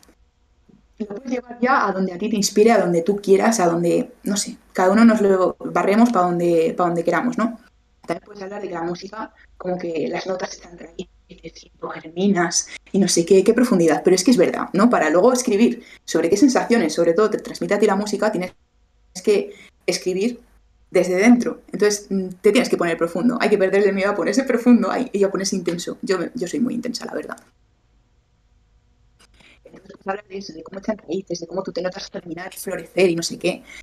Bueno, una que no he sacado aquí, que no he encontrado foto, pero que yo uso mucho, quizá demasiado, es la metáfora del agua. O sea, tanto Marina en CAES, no, creo que es en Tras la última partitura, y Héctor también en Tras la última partitura, En los dos casos hago una metáfora de que es agua. La música es agua, la música está salpicando de las cuerdas de la viola. Marina, cuando está tocando los dedos, parecen pececillos que se están moviendo sobre la flauta. En fin, o sea, la metáfora del agua también es muy potente. Voy a ir terminando, llevo ya 25 minutos. Vale, también la típica de que la música es como los latidos del corazón, no sé qué. Bueno, a lo que voy es que podéis usar las metáforas que se os ocurran, podéis tirar de Pinterest, todo esto lo saco de Pinterest. Yo lo que hago es escuchar la obra, ¿vale? Escuchar la obra por lo menos una o dos veces y ver qué me hace sentir a mí, ¿vale? Entonces, en función de lo que os haga sentir a vosotras, lo llevéis luego al texto usando metáforas que, bueno, que os sirvan, que os puedan ser de utilidad. Y ya, acabo, que me he enrollado más de lo que esperaba. Así que nada, ahora pues a escribir. Muchísimas gracias por estar aquí, jolín, qué ilusión. Me encanta el meme final de ¡Hala, a escribir! ¡Venga! ¡Ya está! ¡Jo, qué guay, qué interesante! Ah, espera un momento, tienes que dejar de transmitir. Ahí estamos, estupendo, genial, sí, chupi guay. La gente está diciendo aplausos, lo han estado viviendo muchísimo en el chat. Gracias. Y eso, que el arte no está valorado, por desgracia, han estado diciendo. Y te pregunta Miriam, entonces, ¿la única diferencia entre una banda y una orquesta es la presencia de instrumentos de cuerda? A ver, el repertorio tampoco es el mismo. O sea, una banda probablemente no va a tocar algo de Mozart. Pues, me O sea, encanta. el repertorio también es distinto, claro. Porque históricamente lo que se tocaba era orquesta. Yo lo he contado en el chat, yo estuve en guitarra en segundo y tercero de elemental, nada más, con 14... Pero el primero no. No, porque yo había dado clases de guitarra así en la vida, entonces tuve una profesora Ah, particular como 2 meses, me emperré en que en segundo no, tenía 14 años, entonces ya había dado como la música del instituto, me olvidé de que tenía el examen del conservatorio porque perdí el móvil en la playa y un día me dio por llamar, oye, ¿esto cuándo era? Y me dijeron, fue esta mañana y yo, y me dijeron, pero lo de instrumento es ahora y yo, vale, y entré, o sea, me dejaron hacer la parte de teoría por la tarde, rollo, venga, siéntate en esta sala tú sola, y al final me metieron en segundo, hice segundo y tercero, y en tercero dije, no. O sea, en plan de, no, porque me tenía que dejar las uñas de una mano largas para tocar la guitarra. sí, sí. Y eso, con mis 15 años, era una cosa que no consideraba. Impensable. De hecho, yo Claro. tuve una vez un novio que tocaba flamenco y yo le decía que si él se dejaba una mano larga, yo me dejaba un sobaco largo para hacer así como el balance de atracción, porque a mí lo de las uñas largas me puede. Y me fui, o sea, yo hice segundo y tercero de elemental. O sea, eso Qué como curioso. anécdota que os regalo, pero mi mejor amiga se hizo los 14 años porque ella, de hecho, es acordeonista del Circo del Sol, está ahora mismo en Alegría en Estados Unidos. Sí, Oye, qué maravilla. estoy muy proud, yo siempre fardo. Y la verdad es que la cantidad de trabajo que tenía ella durante el instituto, durante bachillerato y luego la carga de trabajo del Sí. super, es que es una barbaridad, es una Que barbaridad. si ensayo, que si concierto, aparte de las clases, las horas que tienes que estudiar tú, es una barbaridad. O sea, compaginarlo con otra cosa es una barbaridad. Sí. Sí, no está valorado, no está valorado. Es como No. hacer dos carreras a la vez. O Sí, sea, tal cual, tal cual, tal cual. Entonces, bueno, que muchísimas gracias, que ha estado súper a guay. ti. Me ha parecido que he tenido además el punto justo de memes, o sea, ahí he estado... Me alegro, me alegro. Y Ayer estaba yo meditando las últimas cosas que digo, madre mía, no sé si me he pasado, si me he quedado corta, no quiero ser muy técnica, tampoco quiero ser muy mamarracha, pero bueno, me alegro de que esté equilibrado. genial. Pues eso, como vamos un poquillo tarde, no sé si Héctor está por ahí, porque le he escrito por Twitter y no sé si nos está escuchando. Si es así, por favor, Héctor, ven a la sala de transmisión. Muchísimas gracias a Lidia Fernández, por favor, seguidla. Es una maravilla escucharte hablar, es un amor de persona. Mira, ahí tenemos a Héctor. Gracias. Así que bueno, si puedes Vale, yo me voy. eso, yo nunca he hecho a nadie. Un Vale, besito. me voy. Adiós. Hasta luego. Hola, Héctor. A ver, tienes que darle a la cámara. Que no se conecta automáticamente. Ahí estamos. Bueno, con la calma que se toma el Discord, que tiene su paciencia. Chun, chun, chun. Hola. Hola, ¿qué tal? Perdón por el retraso. Bueno, es que realmente como hemos tenido los problemas técnicos del principio, se nos ha ido escalando un poco. ¿Se te ha quedado...? Ah, bueno, ahora ya te vuelves a mover, que al principio no te estabas moviendo. Entonces, Héctor nos va a dar una clase que también súper interesante, tengo muchísimas ganas porque es de mitología para escritores y yo como de eso no tengo ni idea. Y es una cosa que está bastante de moda últimamente, seguro vamos, que aprendemos un montón y que es una cosa súper interesante. Así que si quieres compartir la pantalla, Vale. A ver, doy a pantalla, ¿verdad? sí, Sí. compartir y compartir pantalla mejor, sí, sobre todo si es un PowerPoint. Vale. Pongo toda la pantalla, entonces. Bueno, tengo el PowerPoint aquí, pero... A Sí, ver. funciona mejor con pantalla porque así cuando lo pones en pantalla completa no da Vale. problemas. Vale. No, pues no me... Toda la pantalla no me da la opción de compartir, a ver. Ah, pues si Igual no... es ventana, igual. Pues ya Bueno, pues está. o ventana, lo que te deje y luego trabajamos a partir de Sí, ahí. me deja ventana. Vale, pues Vale, ahora entonces, tienes ¿y que ir a... ahora? Ahora tienes que ir Claro, porque está en Drive, ¿no? Tienes que ir a la presentación porque ahora nos estamos viendo a nosotros. O sea, ahora tienes que dejar de Claro. verme a mí. Sí, No sí. pasa nada. Vale. Ahora he puesto la Ah, no, presentación, pues ¿se es ve? que no, porque la pantalla la ventana que has compartido es la de sala de transmisión, que es donde estamos. Ah, Entonces tienes que compartir la ventana bueno, de la presentación. O sea que vale, vale. Entonces espera, que vuelvo para atrás. cambiar ventanas. Cambiar Claro, ventanas. entonces vas ahí a ventana. Vale, Bueno, también puedes darle a si le das, bueno, si no, ahí a mitología para escritores. Pestaña de Chrome, ahí, pestaña mitología de para Chrome. escritores, ahí. Ah, vale, Genial. es que la tengo Esa es. en... Vale, bueno, pues por aquí lo hacemos. Ah, vale, Sí, guay. a ver, ahora ya... presentar. Sí. Sí, bueno. A ver, que confirmamos que se vea. Pues se ve perfectamente, ¿Qué genial. tal? Sí, vale, Estupendo, me genial. encanta Es una... ¿Cómo se llama? ¿Una mantícora? ¿Cómo se llama? Me lo estoy Bueno, inventando. sí, sí, mantícora o a veces quimera, pero sí, esta en concreto es una Da mantícora, miedo, sí. está tocha. Sí, Bueno, sí, pues sí. te dejo aquí con tu clase Vale, y en 25 minutos, una cosa así, 25 o 30, vengo y te pregunto si te han hecho alguna pregunta en el chat, ¿vale? Pues muchas gracias, os dejo con genial. Héctor. Muchas gracias, Nana. Bueno, pues en primer lugar, muchas gracias a Nana por organizar estas clases tan guays. He aprendido mucho con Pablo y también de música. Entonces vamos a hablar un poco de mitología para escritores.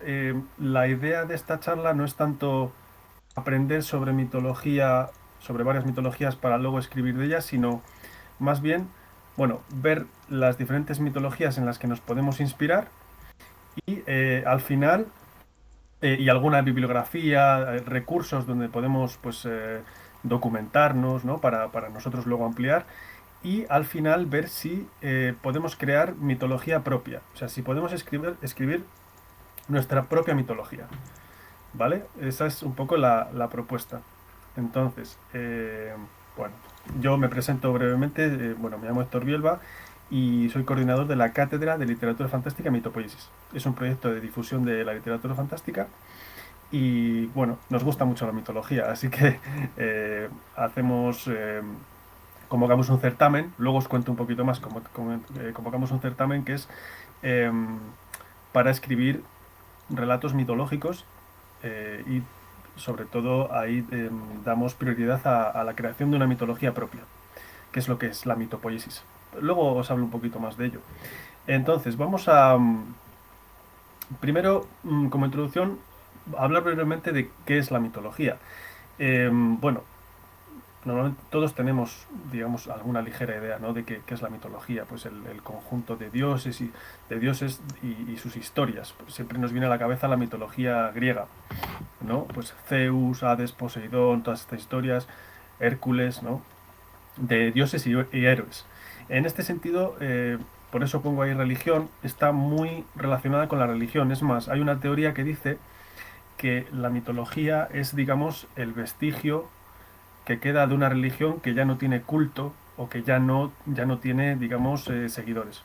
Por ejemplo, eh, lo podríamos ver con la mitología nórdica, ¿no? Hubo una religión nórdica, la gente rendía culto a Thor, a Odín, ¿verdad? A Freya, creían en el Valhalla y todo esto, como hemos visto, por ejemplo, en la serie Vikingos. Pero después, cuando se pierde el culto, solo quedan las historias. Solo quedan las historias. Y esas historias conforman la mitología de una religión que ya se ha perdido, por así decirlo.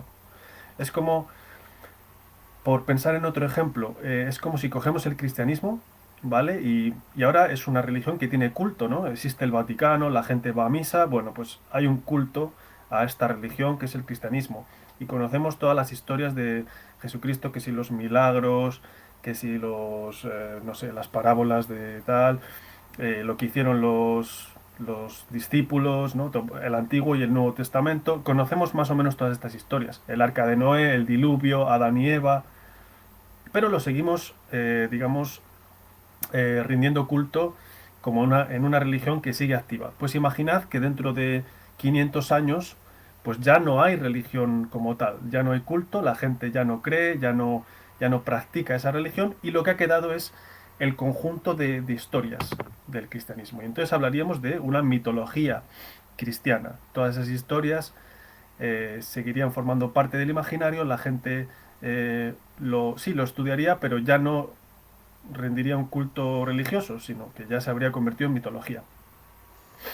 Esta es una de las teorías para entender qué es la mitología, pero también, y por eso os pongo ahí naturaleza, es importante, hay otra idea que vincula, que entiende la mitología más como un lugar de encuentro entre digamos, la cultura humana, o sea, los humanos, y la naturaleza. O sea, un punto de encuentro, un punto de diálogo. Un punto que a través de a través de la mitología es como llegamos a conocer más em, la naturaleza que nos rodea. No sé si os acordáis, por ejemplo, cuando estudiábamos filosofía, que perdón, que uno de los primeros temas era cuando se pasaba del mito al logos. No sé si os suena esto. Bueno, en mi instituto era como muy, o sea, primer tema se machacaba mucho del mito al logos, o sea, de la mitología a la filosofía. Cuando pasaban de asombrarse por todo, inventar mitos para explicar los fenómenos que nos rodeaban, eh, se pasaba ya a la filosofía, al pensamiento más racional, con Sócrates, con Platón, con Aristóteles. eh, y un poco yo quería volver a ese primer estadio, cuando todavía no se ha pasado a la filosofía, que es la mitología, como un momento en el que se buscan explicaciones mitológicas de la naturaleza. Ante ese asombro de no entendemos, pues un volcán, es que no entendemos por qué ocurre una tormenta eléctrica, un terremoto, no sé, o cosas como, pues también incluso la muerte, ¿no? Todo este tipo de experiencias que conforman la vida humana no se entiende bien y se recurre a explicaciones sobrenaturales y esto es un poco lo que conforma la mitología también.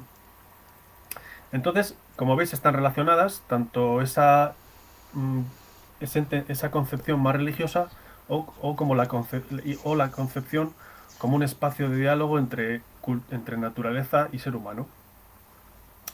Vale, pues entonces ahora vamos a ver un poquito unas pinceladas de las principales mitologías que son las que suelen influenciar o inspirar a los escritores.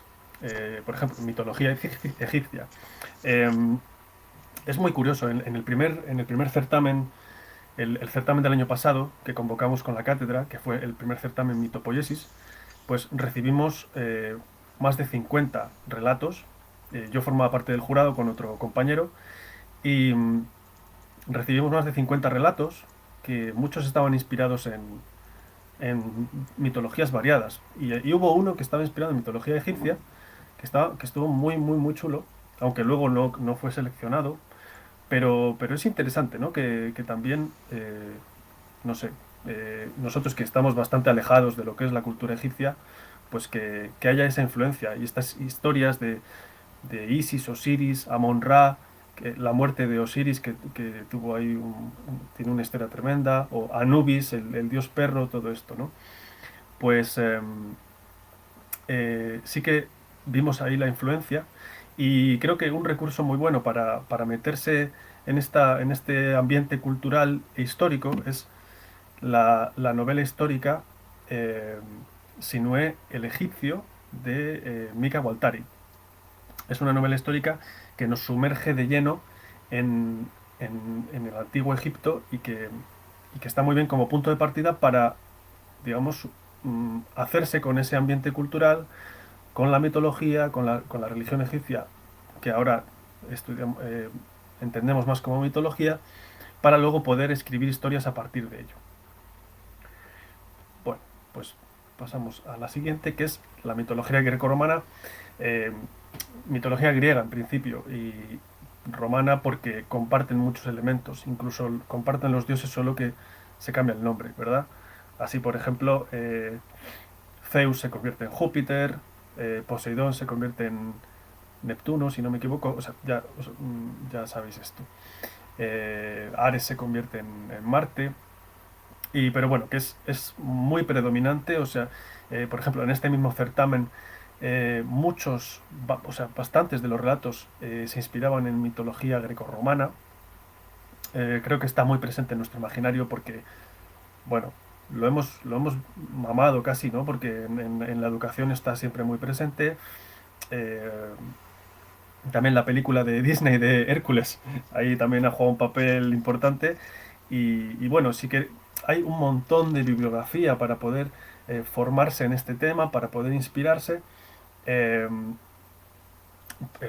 Simplemente yendo a los clásicos como son leer la Ilíada de Homero, la Odisea de Homero también, la Teogonía de Hesíodo, está muy guay porque es un relato, o sea, son un conjunto de relatos de todas las peripecias de estos dioses, sus idas y sus venidas, sus conflictos, sus acuerdos, ahí viene todo, ¿no? También la Metamorfosis de Ovidio, hay muchas historias de estas. Y, y en las tragedias de Sófocles, Esquilo, Eurípides también es que es constante la presencia de la mitología.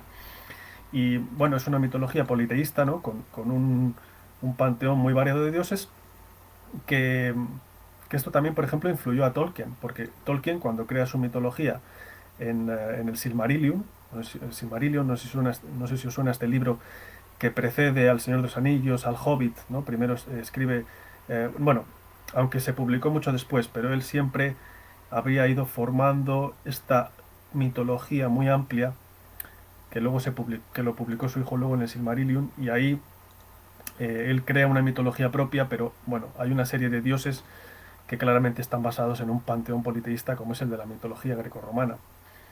Eh, entonces, aparte de todos esos libros y otros como de los libros de Indro Montanelli, también sobre mitología, sobre cultura griega, bueno, es que hay un montón, o sea, podéis... Pero yo también, de forma más lúdica, recomendaría el videojuego Age of Mythology. Espero que... Bueno, no sé, es ya viejito, no sé, será 2004, puede ser. Yo, si no habéis jugado, de verdad, dadle una oportunidad. Está muy, muy bien. Ya es viejo, ya digo que es viejo, pero no sé, para mí fue muy importante para conocer esta mitología y jugar con ella, ¿no? Jugar con ella. Y bueno, seguro que os va a enganchar y para ir descubriendo más cosas sobre la mitología grecorromana. Pasamos a la siguiente, que es la mitología nórdica, muy de moda desde que salió la serie Vikings, creo que salió en 2015, o sea que ha estado terriblemente de moda, todavía lo está, yo creo. Aquí vemos una imagen de Thor, el dios del trueno, bueno, ya sabéis, Odín, Thor y Loki, elementos como el Valhalla, ¿no? Esa especie de paraíso al que van los guerreros vikingos después de morir, las valquirias, ¿no? Las doncellas guerreras, en fin, hay todo ahí un imaginario que yo para conocerlo, eh, bueno, para conocerlo, sí, para disfrutarlo, más que nada en forma de novela, pues es ineludible la mención de Nameheim, la novela de Aranzazu Serrano, que, que tiene una primera y una segunda parte, de 2015 la primera creo, y la segunda de 2018 si no me equivoco, y que pues es un exitazo y es una de las mejores para disfrutar de una obra inspirada en la mitología nórdica en castellano, totalmente original en castellano. También, bueno, aparte de la serie Vikings, ha habido hace poco una colección, creo que, pues ahora no me acuerdo pero estaban los kioscos y venían como estos ejemplares semanales, que pues uno era Loki, otro era Thor, en los que también ha colaborado Aranzazu, y, y esos libros también están muy bien, también para ir introduciéndose en todo lo que es la mitología nórdica. Me acuerdo que en el certamen recibimos alguno que tenía ciertos elementos, tenía elementos nórdicos, no estaba claramente, o sea, no era explícito, pero sí que tenía algunos elementos y estaba muy guay, era como una reinterpretación. Y bueno, vamos avanzando porque ya os digo, son pinceladas. La mitología celta, que sería la mitología propia de los pueblos celtas, por celtas, ahora por celtas se entiende a principalmente Irlanda, Gales, y la zona de Bretaña en el norte de Francia, y algunos dicen que pues algunas partes de Galicia, y que pudo llegar la influencia a algunas partes de Galicia y de Asturias. Pero bueno, principalmente son los que todavía hoy en día hablan idiomas gaélicos, que sería principalmente, ya os digo, Irlanda, Gales y Bretaña. Aunque antiguamente los pueblos celtas también fueron los francos, por ejemplo, toda la Galia, ¿no? Antes de la llegada de los romanos, pues ahí estaban los francos, y esos también serían celtas, o por ejemplo todos los pueblos celtíberos que llegaron a la península ibérica también. O sea, tendrían muchos elementos celtas, como celebraciones, el dios Lugh, por ejemplo, o la celebración del Samhain. Bueno, no es, o sea, en su época era mucho más amplio el espacio, digamos, cultural celta, aunque ahora ya os digo, se habla más de, pues, sobre todo Irlanda, eh, Gales y Bretaña. Y como bibliografía para meterse en la mitología celta, os recomendaría, os recomendaría una recopilación, bueno, hay muchas, como por ejemplo Irish Folk and Fairy Tales. Hay muchas, esta está editada por Gordon Jarvik, pero hay muchas. Yo aquí tengo una, bueno, ahora no sé dónde está, pero tengo una que es lo mismo, como historias folclóricas y de cuento de hadas irlandesas, recopiladas por, ahora no me acuerdo cómo es su nombre, es un amigo, era un amigo de James Joyce, por ejemplo, el autor del Ulises. Y, y esto está muy bien pues para meterse en ese mundillo y ver alguna serie, bueno, historias cortas de ese folclore que, en este caso irlandés, pero que bebe muchísimo de la mitología celta. O también otro ejemplo mucho más reciente es la antología celta, que ha publicado Ediciones Freya, que la han llamado Cran Bedaz, y que bueno, es una selección en la que hay algunos escritores y escritoras conocidos y que tiene muy buena pinta. Yo no he podido leerla todavía, pero creo que tiene muy buena pinta, y que debe ser una selección muy interesante para ya os digo, coger, vamos, meterse en este mundillo, este tema de la mitología celta. Y seguimos avanzando aquí quiero detenerme un poco más con la mitología ibérica, porque este tema sí que está muy de moda últimamente, que es reivindicar la mitología propia, la mitología de la península ibérica, o sea, española, ¿no? Por así decirlo.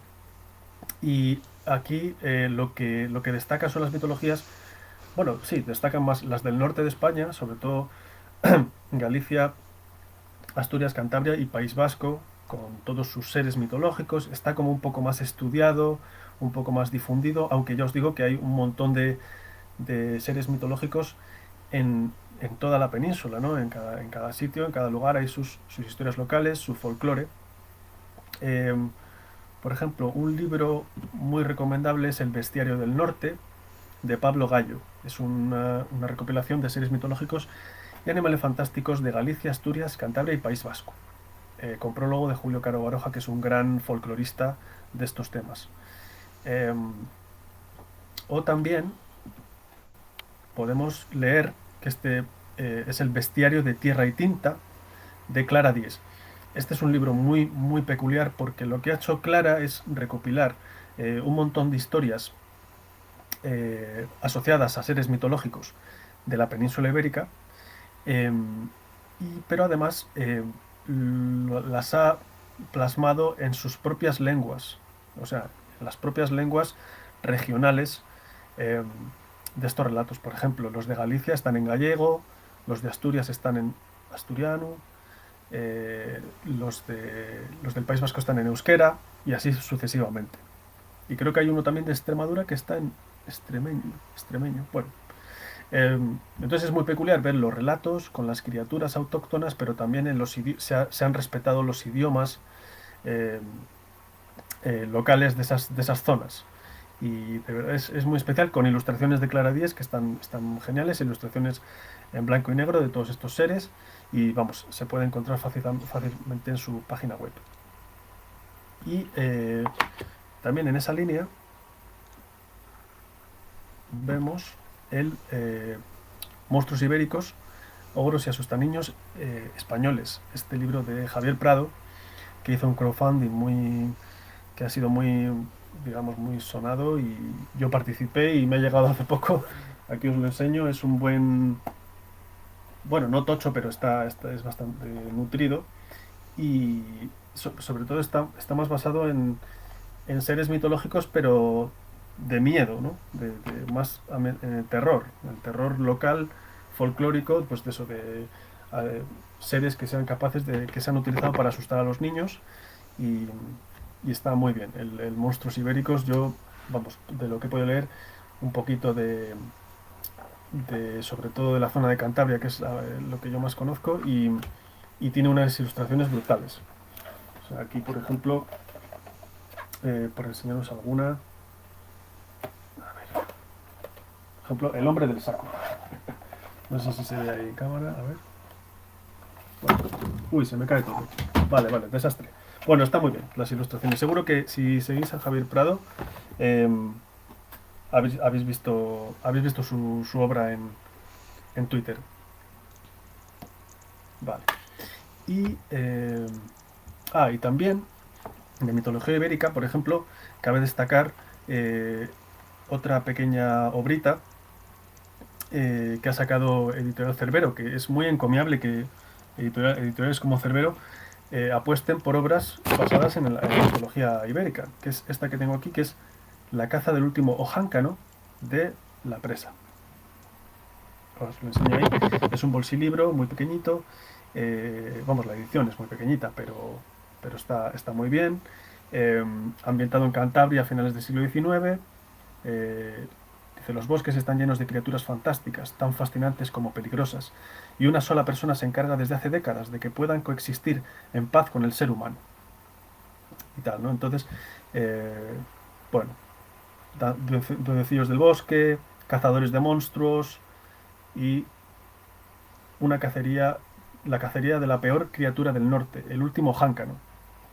El ojáncano es un gigante, es un cíclope, más, digamos, sí, de la familia de los cíclopes, propio del imaginario cántabro, aunque también tiene otras variantes en País Vasco y en Asturias. Y el ojáncano, bueno, está caracterizado por ser muy peludo, la barba negra le tapa gran parte del cuerpo, va desnudo, es enorme, mide como de 3 a 5 metros, y va por ahí por el monte, pues destrozando árboles y arrancando piedras y lanzando por ahí piedras, se dice.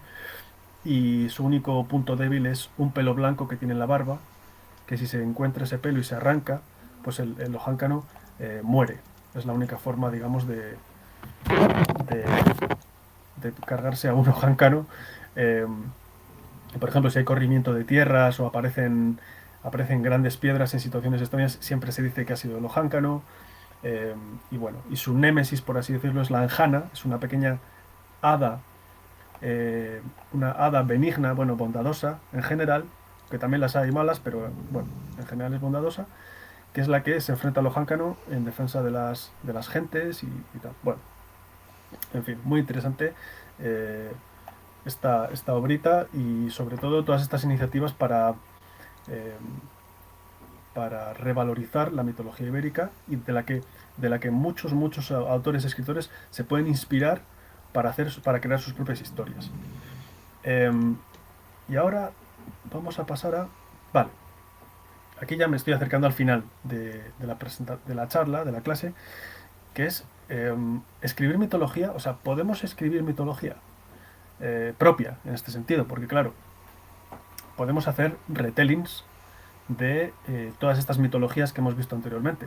Está claro, pues, ya sea egipcia, nórdica, celta o griega, ¿no? Esto se ha hecho, se hace, pero podemos escribir mitología propia.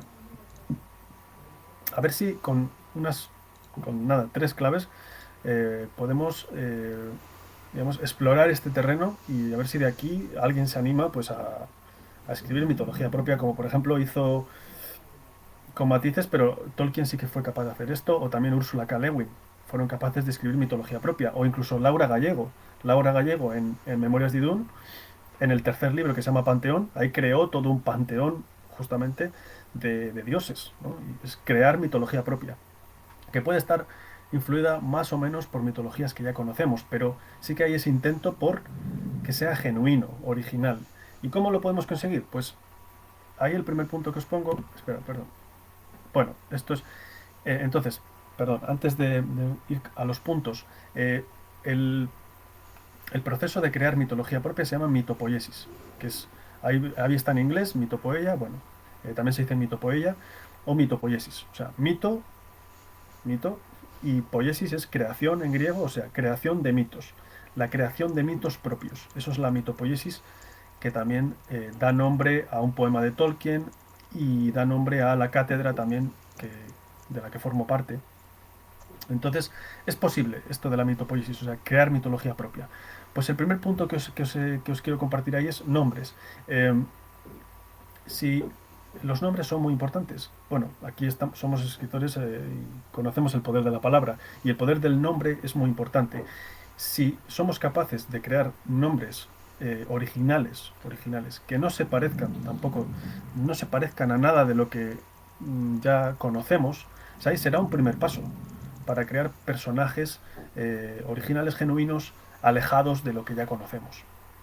Por ejemplo, hubo un relato que recibimos en el primer certamen Mitopoiesis que estaba muy bien porque toda la ambientación era como, sí, más bien nórdica, pero los nombres eran extrañamente cercanos al castellano, ¿no? Como un término medio entre lo ibérico y lo nórdico, ¿vale? Y que quedó muy interesante, o sea, fue una propuesta muy original, y recuerdo que quedó en segundo lugar, fue el segundo ganador del certamen. Bien, y el segundo punto es la toponimia. Claro, aquí entramos en el world building. Eh, la creación de un mundo propio. ¿Cómo podemos hacer esto? Pues o bien basándonos en lugares locales que conocemos muy bien, pero que el resto de la gente o nuestros posibles lectores no conocen, y por tanto resulta verdaderamente original, ¿no? O directamente, bueno, o basándonos en esos lugares, luego cambiando los nombres para que sea una creación propia, ¿no? Pero sin que se note que estamos utilizando un lugar concreto o sea, pues no hablar del Olimpo, ni de Tebas, ni de, no sé, de Cornualles, eso ya quedaría ubicado explícitamente en un lugar que ya conocemos. Y la magia de escribir fantasía, ¿no? Es crear un mundo propio, es el mundo secundario del que hablaba Tolkien también, o sea, crear un mundo secundario dentro del mundo primario, que es en el que todos vivimos, crear un mundo secundario, con sus propias normas, con sus propias leyes, en el que ahí va a transcurrir una acción que nosotros controlamos, pero vamos, crear ese mundo secundario, con su propia toponimia, con sus propios nombres de personajes y de lugares. Y luego también, como último punto, quería recalcar, digamos, poner énfasis en la idea de la reinterpretación, que para escribir mitología propia no es tanto, claro, no podemos caer en el retelling de historias que ya conocemos, como se ha hecho mucho, ¿no? Historias basadas en los dioses griegos o los egipcios, ¿no? Simplemente alterando algunos elementos, pero más o menos son continuaciones o secuelas o precuelas de esas historias que ya conocemos, que está muy bien, está genial, pero que no es tan genuino como si hacemos una reinterpretación, que también es muy válida. O sea, no hacer una creación ex novo, o sea, totalmente novedosa, sino una reinterpretación. Que esto, por ejemplo, yo, bueno, en un relato que escribí hace tiempo, pues es lo que hice, o sea, combiné elementos de diferentes mitologías, de diferentes mitologías que yo conocía, y, y vamos, sí, hice una reinterpretación con elementos de mitologías, digamos, universales, lo coloqué en un espacio local, en una comarca, digamos, local, adaptando los nombres, que realmente muy poca gente va a conocer y por tanto tiene ese carácter novedoso, extraño. Y bueno, eso es lo que hice, una reinterpretación, que no un retelling, no una reescritura, sino una reinterpretación que también es muy válida. Porque claro, no todos somos genios como Tolkien, que directamente eh, crea toda una mitología ahí de la nada, que tampoco fue así, tampoco fue así. Él tenía muchísimas influencias, tampoco fue así. Y estuvo durante décadas creándolo, ¿no? Fue un esfuerzo muy largo. Pero ya os digo, eh, es más un esfuerzo de reinterpretación. Y si os animáis a escribir, en este sentido, a escribir mitología propia, eh, tenemos un poco de, me vais a permitir un poco de autopromoción. Tenemos el segundo certamen de este certamen que os estoy hablando, que es anual. Pues ahora mismo está abierto el segundo certamen, que es hasta el 16 de noviembre, aunque os digo en primicia que, o sea, en exclusiva, porque todavía no se sabe, que vamos a ampliar un poquito la fecha el plazo de envío de manuscritos, bueno, de relatos, hasta probablemente el 21 de noviembre, ¿vale? Unos 5 días más, hasta ese domingo. O sea que quedan como 2 semanas, más o menos. Así que si os animáis a escribir relatos mitológicos, con todo esto que hemos hablado, con todas vuestras ideas, ya sea un retelling, que también es válido, o una reinterpretación totalmente original, pues si os animáis a escribir, ahí tenemos el certamen abierto eh, a través de la cátedra y vamos, vuestras creaciones serán muy bienvenidas porque lo disfrutamos mucho, tanto escribirlo como leerlo, eh, este tipo de literatura. Y por mi parte nada más, muchísimas gracias. Hola, pues ya vuelvo. Ha sido Hola. súper interesante, me ha molado un montón. Lo que he pensado es que Gracias.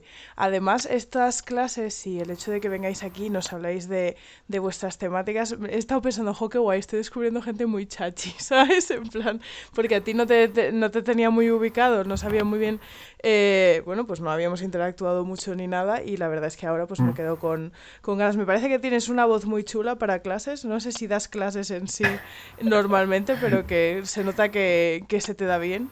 Y en el chat Gracias, Nana. han estado diciendo que es súper interesante. De hecho, la pregunta que habían dejado era precisamente... Ah, bueno, ahora nos acaban de dejar otra, pero habían preguntado que cómo se conseguían información para el certamen.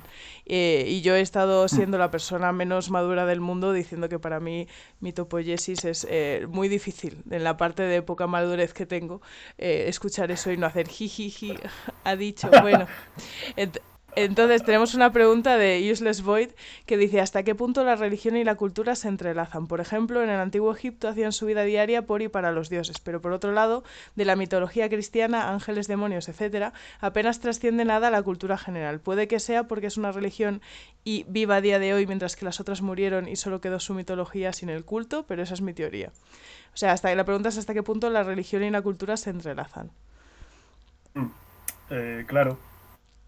Bueno, yo le diría que, como he comentado antes, que cuando, claro, sí, sí, yo creo que va muy bien orientado en lo que dice, porque cuando la religión todavía tiene culto, está un poco más diferenciada de lo que es cultura, ¿no? Bueno, la cultura puede ser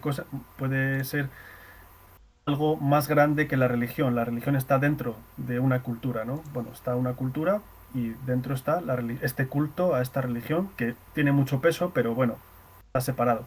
Pero cuando se pierde ese culto con el paso del tiempo y solo queda lo que decíamos, ¿no? Ese conjunto de relatos que pasan al imaginario que todos conocemos, pero ya no hay culto, solo queda eso que es la mitología, pues ahí se confunde más, o sea, ya se mezcla muchísimo con todo el bagaje cultural y con todo lo que conforma esa cultura. Entonces, claro, yo le diría que sí, sí, es que está muy acertado. O sea, cuando hay culto, se diferencia más. Pero cuando ya no hay culto, se mezcla todo en un conjunto cultural ya pues muy entremezclado. Pues la verdad es que a mí solo me queda darte las gracias también por mencionar a Laura Gallego. Porque cuando lo has hecho ha sido como a mí Hombre, ya me tiene. sí, Pero sí que es una verdad clásica total y sí, que Laura Gallego en Panteón se la saca y aunque no la tenga y dice, pues me he inventado todo esto y os lo vais a comer entero y tú dices, sí, sí señora, pues muy bien, estupendo. Bueno, yo con 15 años ahora mismo pues no te sabría decir. Entonces eso, ya. podéis... La cosa es que tú no te llamas Héctor en Twitter, tiene truco, te llamas Mito, ¿no?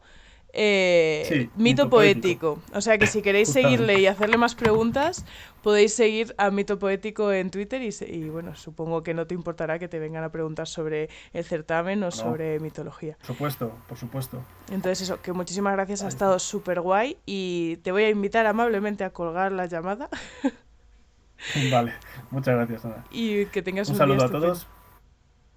todos. Hasta luego. Hasta luego. Y bueno, me he quedado... ya está. Habéis tenido como mucho contenido. Hoy hemos ido un poco más tarde. Pero no pasa nada, precisamente por eso es de 12 a 2, por si tenemos estos problemas técnicos al principio en los cuales ya cada vez, yo ahora mismo en mi trabajo, en mi curro nutricional, como diría Ana, me dedico a cooperación internacional, movilización de expertos y también tengo una parte de e-learning y lo primero que les digo a todo el mundo es, ¿cómo es una cosa con la tecnología?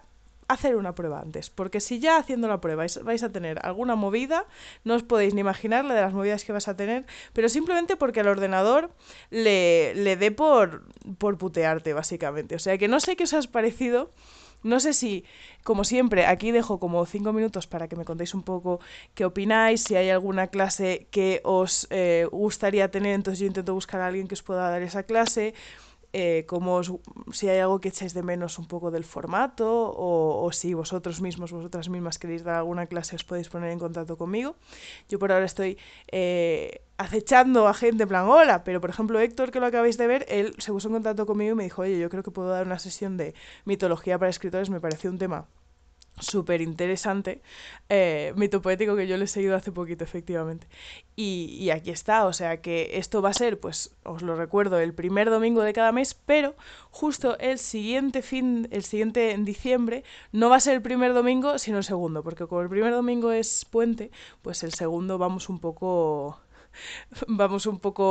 más ligeros, ¿no? De compromisos, digamos. Clase de cómo procrastinar y no morir en el intento, es lo mío.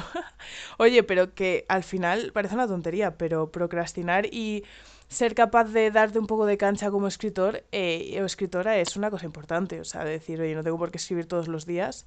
Yo ahora mismo, esa es la de Rebeca, efectivamente. Muy buena. Me encanta de verdad, me encanta siempre que hagas todas las referencias a Rebeca de Realidad Soñada siendo una vaga y no estudiando para sus exámenes, porque es la realidad. Pero a mí, por ejemplo, me cuesta el tema de no escribir. O sea, ayer no escribí para el nano, hoy no voy a escribir para el nano y voy a tener que morderme un poco la lengua y decir, mira, hoy has tenido lo del instituto, hoy tienes cosas que hacer, has quedado para jugar a juegos de mesa, relájate, no pasa nada, vas a acabar escribiendo el nano igual, luego ya te darás un empujoncillo otro día o si no, no pasa absolutamente nada, pero al final es una clase que parece una tontería, pero hay que dar, ¿eh? Hoy es domingo de lavadoras. También, lo que pasa es que en mi casa, si pones una lavadora, se va la luz. Entonces tienes como que estar muy pendiente de lo que estás haciendo, no interfiera o no pase nada si se va la luz. Y la de cosas que se me ocurren poniendo lavadoras. Es una fuente de inspiración, fuentes de inspiración originales, las lavadoras. Nana, nana, si yo pude el año pasado cumplir empezando el 7, tú puedes dejándote 2 días de relax, ¿verdad? O sea, eso es verdad. Muchísimas gracias. Pensamiento lateral. Así que eso, que no sé si tenéis algún comentario, os voy a dejar como un poquillo de música de ascensor. Por cierto, recordaros que además ahora con el nano me voy a estar conectando de vez en cuando, pero con Twitch no soy capaz de decir, aparte de con el instituto, que sí es como es este día, a esta hora y ya está. No soy capaz de decir cuándo me voy a poner porque mi vida da muchísimas vueltas y hay veces que me da la vida y otras que no.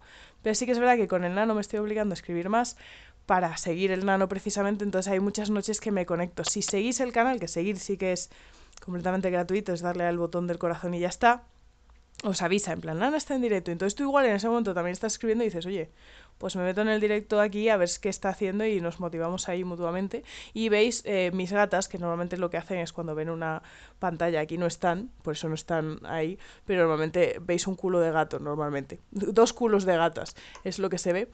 Y si tenéis una cuenta de Amazon Prime y queréis suscribiros gratuitamente con Prime, pues obviamente yo feliz y estupenda y apoyada. Suscribirse con el Prime también es gratis, gente. Muchas gracias. Es que, madre mía, ¿cómo se puede ser tan majo? Si estoy en casa, lo mismo me meto en directo justo mientras estoy con el nano como el año pasado. Pues precisamente, o sea, si además sois de los de escribir por la noche más o menos, que es cuando yo me suelo... Por la noche, rollo 10 de la noche, cuando yo me suelo conectar, pues ahí estaré yo para que no estar solos, solas y soles en esta gran aventura que es el nano. Así que eso, que muchísimas gracias por estar aquí, que tengáis un domingo estupendo, productivo o no, según lo que queráis, ambas cosas están genial y no tienen nada de malo en esta vida, ni nada. Gracias por estar aquí y apoyar a estas 3 personitas maravillosas que han dado unas clases súper guays. Esta semana voy a subir los 3, contando los 3 últimos institutos del LIG a YouTube. Los voy a subir juntos el miércoles para que los tengáis ahí, ya tengáis todo el contenido en YouTube. Voy a intentar... cortar las partes en las que hablo yo y estas cosas y tal, que tengáis solo las clases y eso, que de verdad, que sois geniales, que tengáis un domingo estupendo, que escribáis mucho si queréis, que no escribáis si no queréis, que seáis felices, que lo importante en esta vida es ser feliz. Así que un besito muy, muy, muy, muy grande.